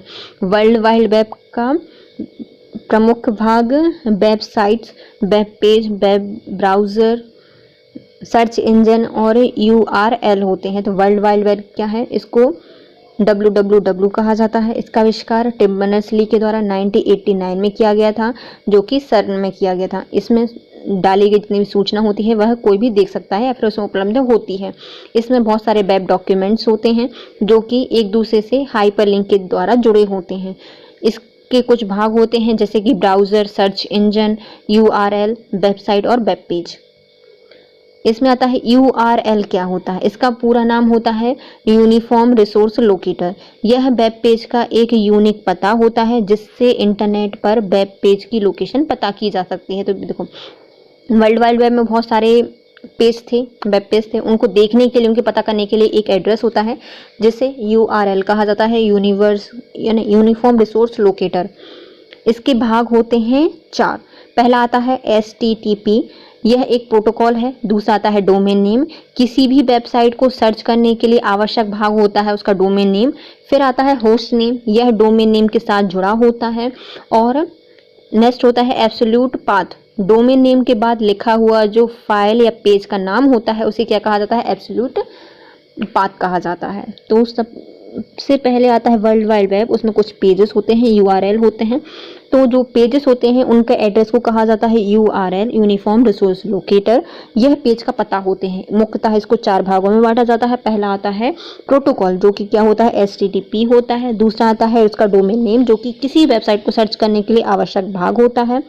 होस्ट नेम जो कि डोमेन नेम के साथ जुड़ा होता है। नेक्स्ट आता है एब्सोल्यूट पाथ जो कि डोमेन नेम के बाद लिखा हुआ फाइल या पेज का नाम होता है। वेब सर्वर, यह एक ऐसा सिस्टम है जो कि हार्डवेयर और सॉफ्टवेयर से मिलकर बना होता है। वेब सर्वर, इसमें वेबसाइट, सूचना और वेब पेज को स्टोर करके रखा जाता है वेब सर्वर पर। वेब सर्वर की स्टोरेज क्षमता उच्च होती है। तो वेब सर्वर क्या होता है, ऐसा सिस्टम जो कि हार्डवेयर और सॉफ्टवेयर से मिलकर बना होता है। इसमें वेबसाइट, सूचना और पेज को स्टोर करके रखा जाता है। वेब सर्वर की स्टोरेज क्षमता उच्च होती है। मैक एड्रेस, इसका पूरा नाम होता है मीडिया एक्सेस कंट्रोल एड्रेस। इसके आधार पर नेटवर्क में डिवाइस की पहचान की जाती है। हर सिस्टम का एक मैक एड्रेस यूनिक होता है और यह सामान्यतः 48 बिट का होता है। तो मैक एड्रेस क्या होता है, तो इसका फुल फॉर्म ही होता है मीडिया एक्सेस कंट्रोल एड्रेस। इसका आधार नेटवर्क में डिवाइस की पहचान की जाती है। इसके आधार से ही जो नेटवर्क पर डिवाइस होती है उसकी पहचान की जाती है। और हर सिस्टम का एक यूनिक मैक एड्रेस होता है जिसकी जो लंबाई या फिर स्टोरेज क्षमता होती है वह 48 बिट की होती है। वेब ब्राउज़र क्या है, तो यह एक ऐसा सॉफ्टवेयर प्रोग्राम होता है जो कि कंप्यूटर को इंटरनेट से जोड़ने में मदद करता है। इसके द्वारा वर्ल्ड वाइड वेब तक पहुंचा जा सकता है। उदाहरण के लिए Google Chrome, internet explorer, safari और ओपेरा। ये क्या होते हैं, वेब ब्राउज़र होते हैं। वेब ब्राउज़र क्या है, एक सॉफ्टवेयर प्रोग्राम है जो कि कंप्यूटर को इंटरनेट से जोड़ने में मदद करता है। इसके द्वारा वर्ल्ड वाइड वेब तक पहुंचा जा सकता है। उदाहरण के लिए Google Chrome, internet explorer, safari और ओपेरा। सर्च इंजन, यह एक ऐसा सॉफ्टवेयर प्रोग्राम है जो वर्ल्ड वाइड वेब पर मौजूद जानकारियों को कीवर्ड्स के जरिए ढूंढने में मदद करता है। तो सर्च इंजन क्या करता है, यह एक सॉफ्टवेयर प्रोग्राम है जो वर्ल्ड वाइड वेब पर मौजूद जितनी भी जानकारियाँ होती हैं, इंफॉर्मेशन होती हैं, उनको कीवर्ड्स के जरिए ढूंढने में मदद करता है। यह 4 प्रकार के होते हैं। पहला आता है कॉलर वेब स्प्राइडर सर्च इंजन। दूसरा आता है डायरेक्टरी सर्च इंजन। तीसरा आता है हाइब्रिड सर्च इंजन और चौथा आता है मेटा सर्च इंजन। पहला है कौन सा, crawler web spider search engine. यह नई सामग्री या डाटाबेस को अपडेट करने वाले सर्च इंजन होते हैं। उदाहरण के लिए गूगल, याहू, बिंग, डकडकगो आदि। मतलब जो नई इन्फॉर्मेशन आएगी उसको क्या करते हैं, अपडेट करते रहते हैं। नेक्स्ट आता है डायरेक्टरीज सर्च इंजन। इसमें कैटेगरी के आधार पर वेबसाइट की सूचना दी जाती है, जैसे कि उदाहरण के लिए आता है ब्लॉगग्रामा या 9 साइट्स। ये सब क्या होते हैं, इसमें जो इन्फॉर्मेशन होती है वो कैसे होती है, कैटेगरी के आधार पर वेबसाइट में मौजूद होती है सारी इन्फॉर्मेशन डायरेक्टरी सर्च इंजन में। नेक्स्ट आते हैं हाइब्रिड सर्च इंजन। यह कॉलर और डायरेक्टरीज का मिश्रण होती है, उदाहरण के लिए गूगल और याहू। इसमें क्या होते हैं, कॉलर और जो डायरेक्टरी होती हैं दोनों का मिश्रण होता है हाइब्रिड सर्च इंजन में। फोर्थ आता है मेटा सर्च इंजन। यह अन्य सर्च इंजन से डाटा लेकर रिजल्ट दिखाता है, उदाहरण के लिए डॉगपाइल और मेटा क्लॉर। ये सब क्या होते हैं, ये मेटा सर्च इंजन है जो कि क्या करते हैं, अन्य सर्च इंजन से डाटा लेकर रिजल्ट दिखा देते हैं। तो सर्च इंजन क्या होते हैं, जो इन्फॉर्मेशन होती है उसको मतलब कीवर्ड्स के आधार पर ढूंढने में मदद करता है, ऐसा सॉफ्टवेयर प्रोग्राम होता है सर्च इंजन। इसके 4 प्रकार देख लिए हमने। कॉलर होती है, मतलब अपनी इन्फॉर्मेशन डाटा को हमेशा अपडेट करता रहेगा, कॉलर क्या गूगल, याहू, बिंग, डकडकगो आदि। फिर डायरेक्टरी में क्या होती है, जितनी इन्फॉर्मेशन होती है वह कैटेगरी के रूप में रखी जाती है, जैसे कि 9 साइट और ब्लॉगग्रामा वगैरह। हाइब्रिड में क्या होते हैं, इसमें कॉलर और जो डायरेक्टरी होती है दोनों का मिश्रण होती है, जैसे कि गूगल और याहू। नेक्स्ट आता है मेटा सर्च। इसमें जो अन्य सर्च इंजन होते हैं उससे रिजल्ट दिखा देता है। कुकीज़ क्या होती हैं, जब हम किसी वेबसाइट को विजिट करते हैं तो ब्राउज़र के द्वारा हमें कंप्यूटर और मोबाइल में कुछ डेटा सेव कर लिया जाता है। इन्हीं सेव किए हुए डाटा को कुकीज़ कहा जाता है। तो क्या होता है, जब हम कोई वेबसाइट को विजिट करते हैं तो उसमें कुछ इन्फॉर्मेशन वगैरह डालते हैं, जैसे कि हम ढूंढते हैं कि हमें मोबाइल चाहिए है, किस कैटेगरी का चाहिए, कितने तक का चाहिए। तो जैसे ही हम अमेज़न पे जाते हैं तो वो इन्फॉर्मेशन हमें पहले से मिल जाती है। क्यों, क्योंकि जो हमने पहले वेबसाइट खोली थी उसमें जो हमने डेटा फिल किया था, इन्फॉर्मेशन डाली थी, उसका डेटा उसने सेव कर लिया था। और वही हमें जो सेव की हुई सामग्री होती है उसको क्या कहा जाता है, कुकीज़ कहा जाता है। यह पहले विजिट की गई वेबसाइट की जानकारी रखता है। अगले आने वाले जब भी उस वेबसाइट को विजिट किया जाएगा तो वह आसानी से ओपन हो जाती है। वेब ब्राउज़र के कैश मेमोरी में स्टोर फाइल कुकीज़ कहलाते हैं। जो वेब ब्राउज़र की कैश मेमोरी होती है उसे क्या कहा जाता है, कुकीज़ कहा जाता है। तो कुकीज़ क्या होती हैं, देखो जब हम किसी वेबसाइट को विजिट करते हैं तो उस ब्राउज़र के द्वारा कंप्यूटर या मोबाइल की कुछ डेटा सेव कर लिया जाता है, उसी डेटा को कहा जाता है कुकीज़। और जब हम उसी वेबसाइट को फिर से विजिट करते हैं तो वो हमें अपने आप से वो पेज खोल के दे देता है, ओपन कर देता है, क्योंकि उसको मालूम है कि आपने ये पहले खोला था। जो ये वेब ब्राउज़र की जो कैश मेमोरी होती है उसमें स्टोर जितनी फाइलें होती हैं उसको कुकीज़ कहा जाता है। बुकमार्क वेब पेज के लिए सुरक्षित किया गया एक लिंक होता है। यूज़र द्वारा बार बार विजिट की गई वेबसाइट को बुकमार्क करके जल्दी से एक्सेस किया जा सकता है। सभी वेब ब्राउज़र बुकमार्क करने की सुविधा देते हैं। तो जो वेब ब्राउज़र होता है उसमें क्या होती है, कुकीज़ भी होती हैं, बुकमार्क वगैरह भी होती है। कुकीज़ अपना डाटा रख लेगी और लेकिन उस पेज को सुरक्षित रखने का काम करता है बुकमार्क। तो वेब ब्राउज़र में बुकमार्क का काम क्या होता है, किसी वेब पेज को सुरक्षित रखता है और जब भी हम उसके बाद में खोलेंगे तो हमें अच्छे से या फिर आसानी से वो वेबसाइट मिल जाएगी या हम उसको जल्दी से एक्सेस कर सकते हैं, तो उसे बुकमार्क कहा जाता है। इंटरनेट और ईथरनेट में अंतर क्या होते हैं, तो इंटरनेट क्या है, एक वाइल्ड वेब टाइप का है और इसे वाइल्ड एरिया नेटवर्क भी कहा जाता है। लेकिन जो इथरनेट होता है यह एक लोकल एरिया नेटवर्क है, अर्थात लैन है। इंटरनेट क्या है, एक वाइल्ड पर फैला हुआ है तो इसे वाइल्ड एरिया नेटवर्क कहा जाता है और इथरनेट को लोकल एरिया नेटवर्क कहा जाता है। इंटरनेट यह एक विश्वव्यापी बड़े नेटवर्क को दर्शाता है, जबकि जो इथरनेट होता है एक स्थानीय लोकल उपकरण को जोड़ता है और उसी को दर्शाता है। इंटरनेट यह डेटा ट्रांसमिशन के लिए टीसीपी और आईपी प्रोटोकॉल का प्रयोग करता है, जबकि जो इथरनेट है यह फ्रेम के रूप में डेटा भेजता है और इन फ्रेमों के स्रोत एवं गंतव्य डेस्टिनेशन के पते एवं त्रुटि का पता लगाने के लिए तंत्र शामिल होता है, यह मैकेनिज्म शामिल होता है। तो जो इंटरनेट है ये क्या करता है, ट्रांसमिशन के लिए टीसीपी और आईपी का प्रयोग करता है, जबकि जो इथरनेट होता है वह फ्रेम के रूप में डेटा भेजता है और इन फ्रेम के स्रोत और गंतव्य के पता और त्रुटि का पता लगाने वाला तंत्र शामिल रहता है। इंटरनेट में डेस्कटॉप कंप्यूटर, राउटर, स्विच, अन्य डिवाइस केबल से या वायरलेस नेटवर्क के माध्यम से एक दूसरे से जुड़े होती हैं। तो जो इंटरनेट है इसमें जितने भी डेस्कटॉप कंप्यूटर होते हैं, राउटर होते हैं, स्विच होते हैं या फिर कुछ जो और डिवाइसेस होती हैं वायर से या फिर वायरलेस माध्यम से एक दूसरे से जुड़े होते हैं, जबकि जो इथरनेट होता है इसमें RJ45 कनेक्टर युक्त केबल से जुड़ा होता है। वर्तमान में यह वायरलेस भी संभव हो गया है। जो इथरनेट है वह किसके द्वारा जुड़ा होता है, तो RJ45 के कनेक्टर के द्वारा जुड़े होते हैं और आजकल ये वायरलेस भी जुड़े हो गए हैं। इंटरनेट कोई भी उपकरण जोड़ा जा सकता है, अतः कम सुरक्षित होता है, जबकि जो इथरनेट होता है यह अधिक सुरक्षित होता है। इथरनेट में बाहरी उपकरणों को नेटवर्क की तक पहुंच नहीं होती। तो हम देखते हैं इंटरनेट और इथरनेट में कुछ डिफरेंस। तो इंटरनेट क्या है, यह वाइड एरिया नेटवर्क होता है, जबकि जो इथरनेट है यह लोकल एरिया नेटवर्क है। इंटरनेट विश्वव्यापी नेटवर्क, बड़े नेटवर्क को दर्शाता है, जबकि जो इथरनेट है वह स्थानीय लोकल क्षेत्रों को, उपकरण को दर्शाता है, जोड़ता है। इंटरनेट, इसमें ट्रांसमिशन के लिए TCP और IP का प्रयोग किया जाता है, जबकि इथरनेट है इसमें फ्रेम के रूप में डाटा भेजा जाता है। फ्रेम में स्रोत, गंतव्य पता और त्रुटि का पता लगाने का मैकेनिज्म शामिल होता है। जबकि जो इंटरनेट है इसमें जितनी भी डिवाइस होती हैं, कंप्यूटर, राउटर, स्विच या फिर और डिवाइस होती हैं, वायर से या फिर वायरलेस माध्यम से एक दूसरे से जुड़ी होती हैं। जबकि जो इथरनेट होता है इसमें जितने भी उपकरण होते हैं वह RJ45 कनेक्टर के द्वारा एक दूसरे से जुड़े होते हैं या फिर वायरलेस भी जुड़े हो सकते हैं। इंटरनेट में बहुत कोई भी उपकरण जोड़ा जा सकता है, अर्थात यह असुरक्षित होता है या फिर कम सुरक्षित होता है। और जो इथरनेट है यह बहुत ज़्यादा सुरक्षित होता है, क्योंकि इसमें बाहरी उपकरण या नेटवर्क तक पहुंच नहीं होती। कंप्यूटर नेटवर्क, जब हम कोई भी दो या दो से अधिक कंप्यूटर डिवाइस को सूचना प्रदान करने के लिए आपस में जोड़ते हैं तो उसे कंप्यूटर नेटवर्क कहा जाता है। मतलब दो या दो से अधिक कंप्यूटर डिवाइस को सूचना आदान प्रदान करने के लिए यदि आपस में जोड़ा जाता है तो उसे कंप्यूटर नेटवर्क कहा जाता है।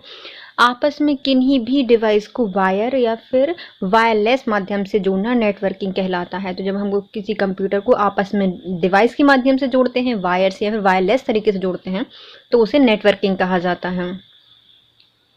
ARPANET विश्व का सबसे पहला कंप्यूटर नेटवर्क है। तो सबसे विश्व का पहला कंप्यूटर नेटवर्क कौन सा है, ARPANET।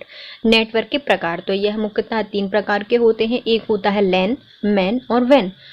LAN होता है लोकल एरिया नेटवर्क, MAN होता है मेट्रोपॉलिटन एरिया नेटवर्क और WAN होता है वाइल्ड एरिया नेटवर्क। पहला आता है LAN, local area network. Local area network स्थानीय स्तर पर काम करने वाला नेटवर्क है, मतलब यह लोकल एरिया के लिए होता है, स्थानीय स्तर पर होता है। इसकी रेंज लगभग 0 से 1 किलोमीटर तक हो सकती है, मतलब स्थानीय है तो 1 से या 0 से 1 किलोमीटर तक हो सकती है। इसे इथरनेट तरीका भी कहा जाता है, क्योंकि इथरनेट तकनीक क्या थी, कम एरिया के लिए थी और छोटा नेटवर्क होता है, लोकल स्तर पर होता है, तो इसे इथरनेट तकनीक भी कहा जाता है। इसमें डाटा कम्युनिकेशन की गति तेज होती है, क्योंकि बहुत कम जगह के लिए होते हैं, तो इसमें कम्युनिकेशन कैसे होता है, बहुत ज़्यादा गति से होता है। जैसे कि घर, कार्यालय, भवन समूह में इसका प्रयोग किया जा सकता है। तो लोकल एरिया नेटवर्क क्या हो गया, यह लोकल एरिया के लिए काम करता है। 0 से 1 किलोमीटर तक इसकी रेंज होती है। इसे इथरनेट तकनीक भी कहा जाता है और इसमें जो डाटा ट्रांसमिशन की गति होती है वो बहुत ज़्यादा होती है। इसमें एक भवन को, एक घर को, एक कार्यालय को या फिर एक कॉलेज वगैरह को इसमें जोड़ा जा सकता है। इसके भी कुछ प्रकार होते हैं। पहला आता है PAN, पर्सनल एरिया नेटवर्क। दूसरा आता है CAN, campus area network. WLAN, wireless local area network. और चौथा आता है VPN, virtual private network. First है PAN, पर्सनल एरिया नेटवर्क। यह छोटा नेटवर्क होता है, इसकी रेंज सिर्फ 10 मीटर तक होती है। उदाहरण के लिए ब्लूटूथ, तो ये पर्सनल एरिया नेटवर्क है, इसकी रेंज भी कम होगी, तो कितनी होती है, 10 मीटर तक होती है, और जो हमारा ब्लूटूथ वगैरह इसके ऑप्शन हो जाएंगे। CAN, campus area network. यह 2 या अधिक भवन के कंप्यूटर को आपस में जोड़ता है, तो इसे क्या कहा जाता है, कैंपस एरिया नेटवर्क। इसमें ही वाईफाई आता है, जो कैंपस एरिया में कैसे, जैसे पूरी मल्टी वगैरह में हम इसको कनेक्ट कर सकते हैं, या फिर हमारी जो कॉलेज होती है वो भी कैंपस उसको एग्जाम्पल हो जाएगा कैंपस एरिया नेटवर्क का। इसमें एक भवन को दूसरे भवन में कंप्यूटर से जोड़ने के लिए कैंपस एरिया नेटवर्क का प्रयोग किया जाता है। इसमें वाईफाई बहुत कॉमन होता है। नेक्स्ट आता है WLAN, यह वायरलेस लोकल एरिया नेटवर्क होता है। इसमें कंप्यूटर और जो अन्य डिवाइस होती हैं आपस में बिना केबल से जुड़ी होती हैं। इसमें इंटरनेट इंटरफेस कार्ड का प्रयोग किया जाता है। इसमें नेटवर्क इंटरफेस का प्रयोग किया जाता है। तो वायरलेस लोकल एरिया नेटवर्क क्या होता है, इसमें जितनी भी डिवाइस होती हैं वह वायरलेस माध्यम से एक दूसरे से जुड़ी होती हैं। इसमें नेटवर्क इंटरफेस कार्ड का प्रयोग किया जाता है।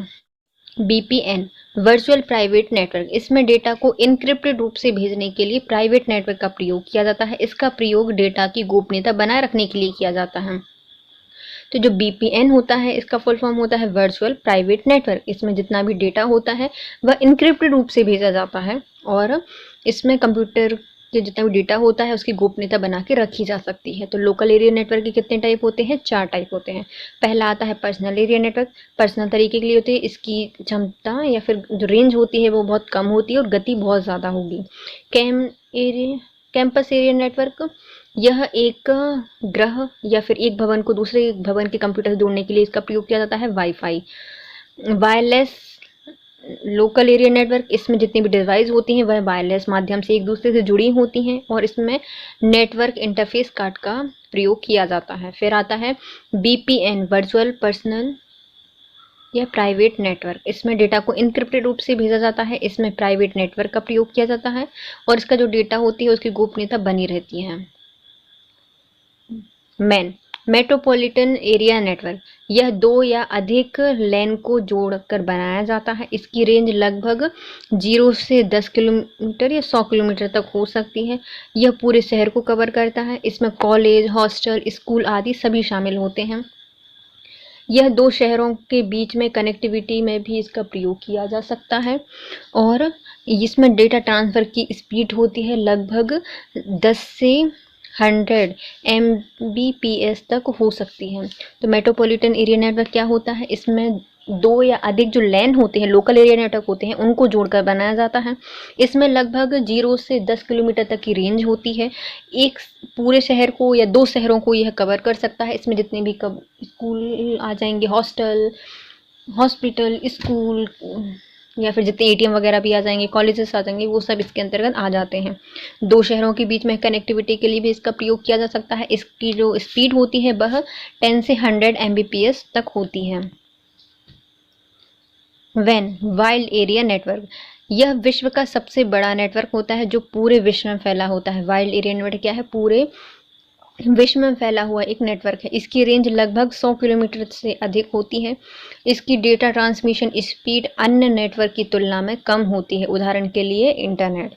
इसमें क्या होता है? पूरे विश्व को कवर कर रहा है। वाइल्ड एरिया नेटवर्क में फैला हुआ नेटवर्क है। वाइल्ड एरिया नेटवर्क यह पूरे विश्व में फैला हुआ है। इसकी रेंज 100 किलोमीटर से भी ज़्यादा होती है। इसकी जो स्पीड होती है ट्रांसमिशन की वह अन्य नेटवर्क की तुलना में कम होती है क्योंकि बहुत सारे कंप्यूटर जुड़े होते हैं और बहुत दूर से इंफॉर्मेशन आती है, तो इसकी ट्रांसमिशन की रेट या जो दर होती है, रेंज होती है, वह कितनी होती है? कम होती है। उदाहरण के लिए internet. Networking tools, computer network बनाने के लिए जिन उपकरणों का प्रयोग किया जाता है उन्हें नेटवर्किंग टूल्स कहा जाता है। पहला आता है हब, दूसरा आता है स्विच, तीसरा आता है राउटर, चौथा आता है रिपीटर, पांचवा आता है ब्रिज और छठवा आता है गेटवे। तो नेटवर्किंग टूल्स में क्या आता है? Hub, switch, router, repeater, bridge and gateway. तो हब क्या होता है? यह एक सेंट्रलाइज्ड डिवाइस होती है जिसमें विभिन्न हार्डवेयर उपकरण तथा नेटवर्कों को आपस में जोड़ने में हब का प्रयोग किया जाता है। यह डेटा को मार्ग प्रदान करता है और यह डम डिवाइस या नॉन इंटेलिजेंट डिवाइस भी कहा जाता है। जो हब होता है वो क्या है? नॉन इंटेलिजेंट डिवाइस है, डम डिवाइस है, एक जगह रहता है, सेंट्रलाइज्ड डिवाइस है, मतलब एक सेंटर में रखा रहता है। यह विभिन्न हार्डवेयर जो उपकरण होते हैं, नेटवर्क होते हैं, उनको आपस में जोड़ने में हब का प्रयोग किया जाता है बस। और ये क्या करता है? डेटा को मार्ग प्रदान करता है हब। दूसरा आता है स्विच। यह एक सेंट्रलाइज्ड डिवाइस है। यह हब की तरह डेटा को पूरा नेटवर्क में नहीं भेजता बल्कि पहले चेक करता है कि कौन से सिस्टम या पोर्ट को डेटा भेजा जाए। इसे इंटेलिजेंट डिवाइस कहा जाता है। देखो, एक हमारे पास 2 डिवाइस हैं, एक हब और एक स्विच। स्विच क्या करता है? तो ये भी सेंट्रलाइज्ड डिवाइस है, ये भी डेटा को मार्ग प्रदान करता है लेकिन पूरे नेटवर्क में नहीं भेजता, बल्कि ये क्या करता है? पहले चेक करता है कि कौन से सिस्टम या पोर्ट को डेटा भेजा जाएगा। इसलिए इसको क्या कहा जाता है? इंटेलिजेंट डिवाइस कहा जाता है। जबकि जो हमारा हब होता है ये क्या होता है? एक डम डिवाइस है, क्योंकि इसको यदि इन्फॉर्मेशन दी तो वो क्या करता है? पूरे में भेज देता है। ये भी चेक नहीं करता कि सही कंप्यूटर में जा रही है वो या नहीं जा रही है। जबकि जो हमारा स्विच होता है ये क्या करता है? मार्ग को पहले चेक करता है कि किस नेटवर्क में इसको डेटा को भेजा जाना है और कहाँ भेजा जाएगा। इसलिए इसको क्या कहा जाता है, इंटेलिजेंट डिवाइस कहा जाता है। नेक्स्ट आता है राउटर। नेटवर्क में डेटा पैकेट के माध्यम से भेजा जाता है और राउटर पैकेट की जांच करता है, केवल उपयोगी पैकेट्स को नेटवर्क में भेजता है, जिससे मोर इंटेलिजेंट डिवाइस कहा जाता है। राउटर क्या है, तो रूट तो बताता है, रूट से संबंधित है, रूट बताएगा, लेकिन जो हमारी जितनी भी इंफॉर्मेशन होती है, डेटा होती है, वो कैसे जाती है, तो वो एक पैकेट्स के रूप में जाती है, कहीं कोई कुछ छूट ना जाते इसलिए इसके पैकेट बना दिए जाते हैं, तो पैकेट्स के रूप में जाते हैं। और इन पैकेट में से जो अच्छा पैकेट होता है, कुछ यूजलेस हो जाते हैं, तो क्या करता है, जो उपयोगी पैकेट्स होते हैं उनको नेटवर्क में भेजता है, और इसे क्या कहा जाता है, मोर इंटेलिजेंट डिवाइस कहा जाता है। रिपीटर, इसका प्रयोग दो कंप्यूटर नेटवर्क के माध्यम से वीक सिग्नल को स्ट्रॉन्ग सिग्नल में बदलने के लिए किया जाता है। यह डेटा ट्रांसफर करने से पहले सिग्नल को रीजनरेट करता है। तो जो रिपीटर है ये क्या करता है, तो दो कंप्यूटर के मध्य जब भी नेटवर्क के माध्यम से कोई वीक सिग्नल वगैरह होता है तो इसको स्ट्रॉन्ग सिग्नल में बदलने का काम करता है, और जब डाटा ट्रांसफर किया जाता है उससे पहले सिग्नल को रीजनरेट करता है रिपीटर। ब्रिज, इसके द्वारा दो समान नेटवर्कों को जोड़ा जाता है। ब्रिज के द्वारा क्या किया जाता है, दो समान नेटवर्कों को जोड़ा जाता है जो कि समान प्रोटोकॉल का प्रयोग करते हैं, तथा यह डेटा ट्रांसफर के साथ साथ डेटा फिल्टरिंग का भी कार्य करता है। फिर आता है राउटर। इसके द्वारा दो समान नेटवर्कों को जोड़ा जाता है जो अलग अलग प्रोटोकॉल का प्रयोग करते हैं। इस प्रोटोकॉल कनेक्टिवेटर के रूप में काम करता है। तो गेटवे क्या करता है, दो समान नेटवर्कों को जोड़ता है। गेटवे दो समान नेटवर्कों को जोड़ता है जो अलग अलग प्रोटोकॉल का प्रयोग करते हैं, और इन प्रोटोकॉल कन्वर्टर के रूप में भी इसका प्रयोग किया जाता है। तो हमने कौन कौन सी डिवाइस पढ़ ली, पहले आती है हब। यह डम डिवाइस था और ये क्या करता था, सेंट्रलाइज्ड डिवाइस है जो कि हार्डवेयर उपकरणों और नेटवर्क को आपस में जोड़ने का काम करता है और डेटा को मार्ग प्रदान करता है। जबकि जो स्विच है यह एक इंटेलिजेंट डिवाइस है, ये भी एक सेंट्रलाइज्ड डिवाइस है जो कि डेटा को पूरे नेटवर्क में तो नहीं भेजता बल्कि पहले चेक करता है कि कौन से सिस्टम, कौन से पोर्ट को यह डेटा भेजा जाएगा। राउटर, यह डेटा को पैकेट्स के माध्यम में से भेजता है और जो पैकेट्स होते हैं उनकी जांच करता है, उसमें उपयोगी पैकेट्स को नेटवर्क में भेजता है। इसे मोर इंटेलिजेंट डिवाइस कहा जाता है। रिपीटर, ये क्या करता है, दो नेटवर्कों के मध्य वीक सिग्नल को स्ट्रॉन्ग सिग्नल में बदलने का काम करता है और डेटा ट्रांसफर होने से पहले सिग्नल को रीजनरेट करता है। ब्रिज, यह दो समान नेटवर्कों को आपस में जोड़ता है जो कि समान प्रोटोकॉल का प्रयोग करते हैं। यह डेटा ट्रांसफर के साथ साथ डेटा फिल्टरिंग का भी काम करता है। और जो गेटवे है यह दो ऐसे नेटवर्कों को जोड़ता है जो अलग अलग प्रोटोकॉल का प्रयोग करते हैं और यह नेट प्रोटोकॉल कन्वर्टर के रूप में भी प्रयोग किया जाता है। नेक्स्ट आता है ईमेल। ईमेल का पूर्ण रूप क्या होता है, इलेक्ट्रॉनिक मेल। यह एक इलेक्ट्रॉनिक रूप में संदेश भेजने और प्राप्त करने का एक लोकप्रिय साधन है। ईमेल का प्रारंभ रे टॉमलिंसन के द्वारा 1971 में किया गया। 30 अगस्त 1982 को अमेरिकी सरकार ने भारतीय अमेरिकी शिवा अन्नादुरई को आधिकारिक रूप से ईमेल खोजकर्ता के रूप में मान्यता दी थी। लेकिन सबसे पहले किसको माना जाता है, रे टॉमलिंसन को माना जाता है। 1971 में इन्होंने प्रयोग किया था, लेकिन 30 अगस्त 1982 को अमेरिकी सरकार ने बोला कि नहीं भैया, भारतीय अमेरिकी एक व्यक्ति हैं जिनका नाम है शिवा अन्नादुरई, इनको ही आधिकारिक रूप से ईमेल के खोजकर्ता के रूप में जाना जाएगा। ईमेल को सामान्य जनता के लिए 1993 में भेजा गया था या खोजा गया था, उपलब्ध कराया गया था। यह प्रोटोकॉल संदेश भेजने के लिए SMTP simple mail transfer protocol का प्रयोग करता है। संदेश प्राप्त करने के लिए POP पोस्ट ऑफिस प्रोटोकॉल का प्रयोग करता है। तो देखते हैं हम ईमेल क्या होते हैं। तो ईमेल का फुल फॉर्म तो होता है इलेक्ट्रॉनिक मेल। यह संदेश को भेजने और प्राप्त करने का काम करता है जो कि आजकल बहुत लोकप्रिय है, इलेक्ट्रॉनिक रूप से भेजता है।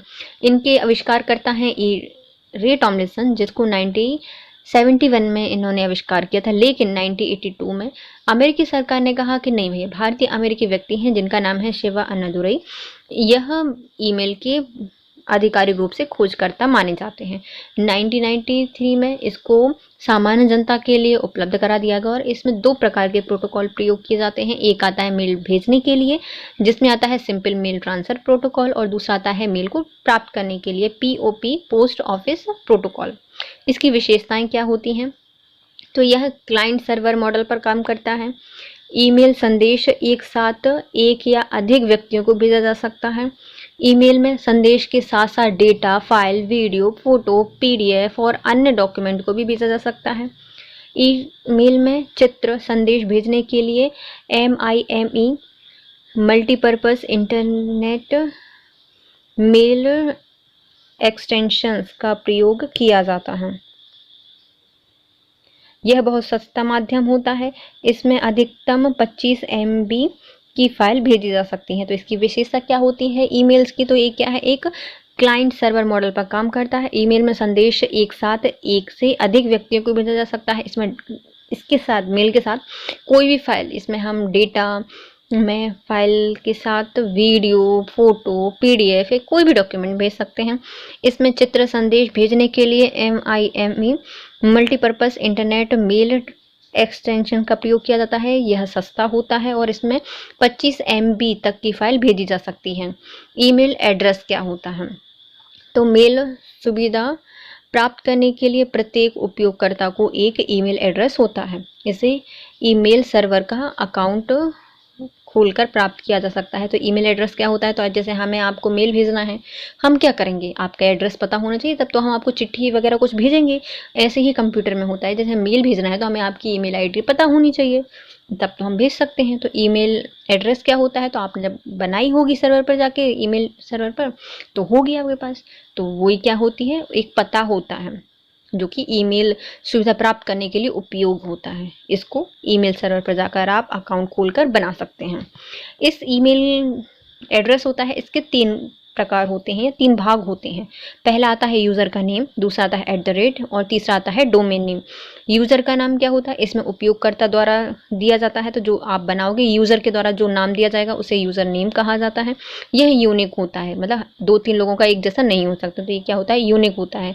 अतः एक ही ईमेल सर्वर पर किसी एक यूज़र नेम का प्रयोग एक ही बार किया जा सकता है। तो एक ईमेल सर्वर पर हम क्या कर सकते हैं, एक यूज़र नेम का प्रयोग सिर्फ एक बार ही कर सकते हैं। @ इससे सिंबल कहा जाता है जो ईमेल से स्वतः जुड़ा जाता है। तो ये क्या होता है, जैसे हम ईमेल बनाएंगे तो यह स्वतः जुड़ जाता है, इसे सिंबल कहा जाता है। डोमेन नेम, यह ईमेल अकाउंट प्रदान करने वाले सर्वर का नाम होता है डोमेन नेम। तो कितने भाग होते हैं ईमेल एड्रेस के? 3 भाग होते हैं। पहला आता है डोमेन का नेम, जो कि यूज़र द्वारा दिया जाता है, यूनिक होता है, एक सर्वर पर एक जैसे 2 नाम नहीं हो सकते।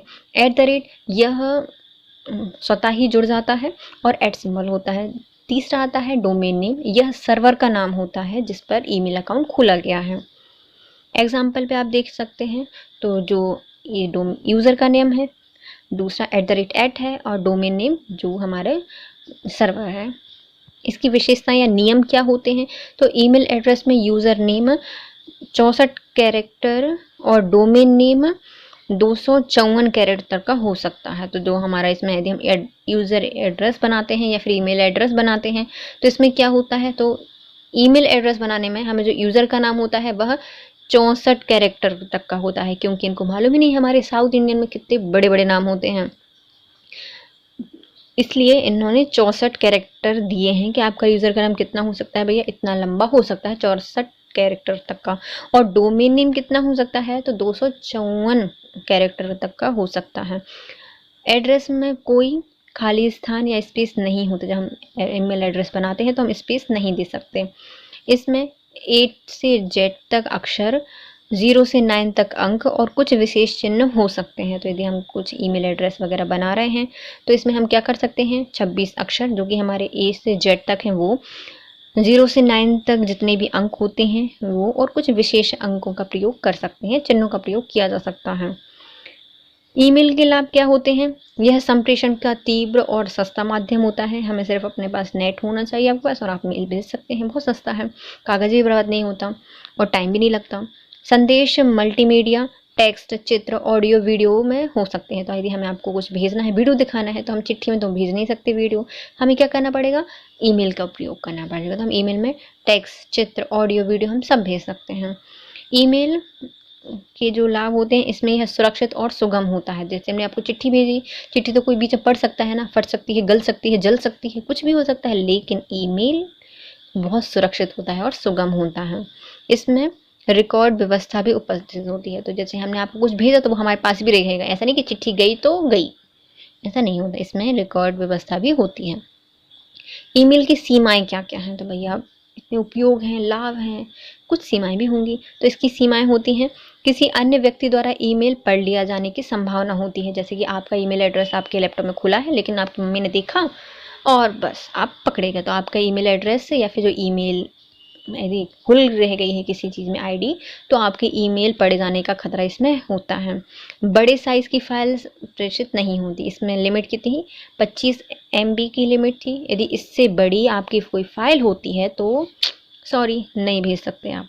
ईमेल द्वारा कई प्रकार के साइबर हमले, जैसे कि साइबर वॉरफेयर, हैकिंग वगैरह होती हैं। तो ईमेल के द्वारा हम क्या कर सकते हैं, बहुत ज़्यादा क्या बोलते हैं उससे, बहुत खुफिया जानकारी प्राप्त की जा सकती है, या फिर आपका डेटा चुराकर साइबर वॉरफेयर, हैकिंग भी की जा सकती है। ईमेल में जो अटैचमेंट होती है, वायरस फैलने का संभावना ज़्यादा होती है। यदि आपने या मैंने कोई फाइल भेजी ईमेल के साथ, उसमें यदि वायरस होंगे तो आपके पास भी आ जाएंगे। जैसे आप ओपन करेंगे तो इससे वायरस फैलने की संभावना ज़्यादा होती है। बड़ी संख्या में स्पैम मेल आने से इंडेक्स भर जाता है। तो इतने सारे ईमेल आते हैं, स्पैम मेल आते हैं कि हमारी पूरी इंडेक्स भर जाती है, और जो काम का नेट मेल होता है वो आ ही नहीं पाता, उसके लिए जगह ही नहीं होती। तो इससे क्या होता है, आपकी मेन इंफॉर्मेशन चली जाती है। ईमेल मैसेज का फॉर्मेट क्या होता है, पहले होता है फ्रॉम, तो यह भेजने वाले का ईमेल पता होता है, मतलब किसके द्वारा भेजा गया है। टू, पाने वाले का ईमेल पता होता है कि आप किसको भेज रहे हो। सीसी, इसे कार्बन कॉपी भेजने वाले का ईमेल पता होता है कि इसमें कार्बन कॉपी में क्या होता है, भेजे जाने वाले का ईमेल एड्रेस होता है इसमें। बीसीसी, यह ईमेल पता जिसमें मैसेज ब्लाइंड कार्बन कॉपी के रूप में भेजना होता है। सब्जेक्ट, ईमेल संदेश का विषय क्या है। अटैच अ फाइल, तो इसमें ईमेल के साथ अटैचमेंट जोड़ने के लिए अटैच फाइल कर सकते हैं। और बॉडी, ईमेल संदेश का जो टेक्स्ट या तथा जिसके साथ लगा अटैचमेंट का आइकन होता है, यह बॉडी होती है। तो कितने फॉर्मेट होते हैं इसके, मुख्यतः 7 फॉर्मेट होते हैं। पहला आता है फ्रॉम, भेजने वाले का नाम होता है। टू, पाने वाले का नाम होता है। सीसी, मतलब कार्बन कॉपी, भेजने वाले में ईमेल का पता कर सकते हैं। बीसीसी, यह ईमेल पता जिसे मैसेज ब्लाइंड कार्बन कॉपी के रूप में भेजा जा सकता है। सब्जेक्ट, किस संदेश में हमने ईमेल भेजा है। अटैच अ फाइल, इसमें हम अपनी फाइल को अटैच कर सकते हैं। और बॉडी, इसमें क्या होते हैं, ईमेल संदेश को टेक्स्ट तथा उसके साथ लगे हुए अटैचमेंट का आइकन इसमें होता है। ईमेल के घटक क्या होते हैं, पहला आता है मेल बॉक्स, वह स्थान जहां सभी प्रकार की ईमेल को व्यवस्थित करके अलग अलग फोल्डर में रखा जाता है, उसे क्या कहा जाता है, मेल बॉक्स कहा जाता है। तो मेल बॉक्स क्या होता है, यहाँ पर सभी जितने भी ईमेल होते हैं उनको व्यवस्थित करके अलग अलग फोल्डर में रखा जाता है, उसे मेल बॉक्स कहा जाता है। फिर आता है ड्राफ्ट, यह मेल को बाद में भेजने के लिए सेव किया जाता है ड्राफ्ट में। इसमें क्या होता है, हम यदि मेल को भेजना है तो हमने पहले टाइप कर लिया, अब जब भेजेंगे उसके लिए इसमें सेव कर लिया जाता है। ट्रेस, यह डिलीट किए गए ईमेल इसमें आते हैं ट्रेस में। आउटबॉक्स, यह फेल या फिर जो अनसेंड हुए मेल होते हैं वो आउटबॉक्स में रखे जाते हैं। स्पैम, यहाँ पर जंक या फिर जो अवांछनीय ईमेल होते हैं, संदेश होते हैं, वो स्पैम में रखे जाते हैं। इनबॉक्स, सफलतापूर्वक प्राप्त हुए जो ईमेल का संग्रह होता है वह इनबॉक्स में होता है। सेंट, इसमें क्या होता है, सफलतापूर्वक भेजे हुए जो ईमेल होते हैं उनका संग्रह होता है सेंट में। अचीव, यह किसी भी ईमेल को अचीव करने से वह इनबॉक्स से साइड हो जाता है तथा उसे दोबारा से रिसीवर किया जा सकता है, इसे दोबारा से रिसीव किया जाता है। तो ईमेल के घटक कौन कौन से होते हैं, पहला आता है मेल बॉक्स, जहाँ पर भी सारे ईमेल्स को व्यवस्थित करके रखा जाता है। ड्राफ्ट में, यदि हमें बाद में भेजना है जो ईमेल, उसको यहाँ सेव करके रखा जाता है। ट्रांस में डिलीट किए हुए गए ईमेल होते हैं। आउटबॉक्स में जितने भी फेल्ड या फिर जो अनसेंड हुए मेल होते हैं वह आउटबॉक्स में होते हैं। स्पैम में, यहाँ पर जंक और जो अवांछनीय ईमेल होते हैं वह स्पैम में होते हैं। इनबॉक्स में क्या होते हैं, जितने भी ईमेल आए हुए हैं सफलतापूर्वक उन्हें इनबॉक्स में रखा जाता है।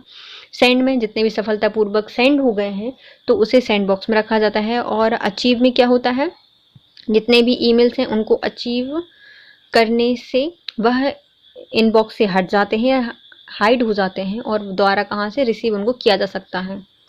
भारत में ईमेल, 15 अगस्त 1995 को भारत में इंटरनेट की शुरुआत के साथ ही ईमेल प्रारंभ कर दिए गए। 1996 में भारत की पहली फ्री ईमेल सेवा हॉटमेल को समीर भाटिया द्वारा प्रारंभ किया गया था। 1997 में हॉटमेल को माइक्रोसॉफ्ट ने अधिकृत करके आउटलुक में परिवर्तित कर दिया।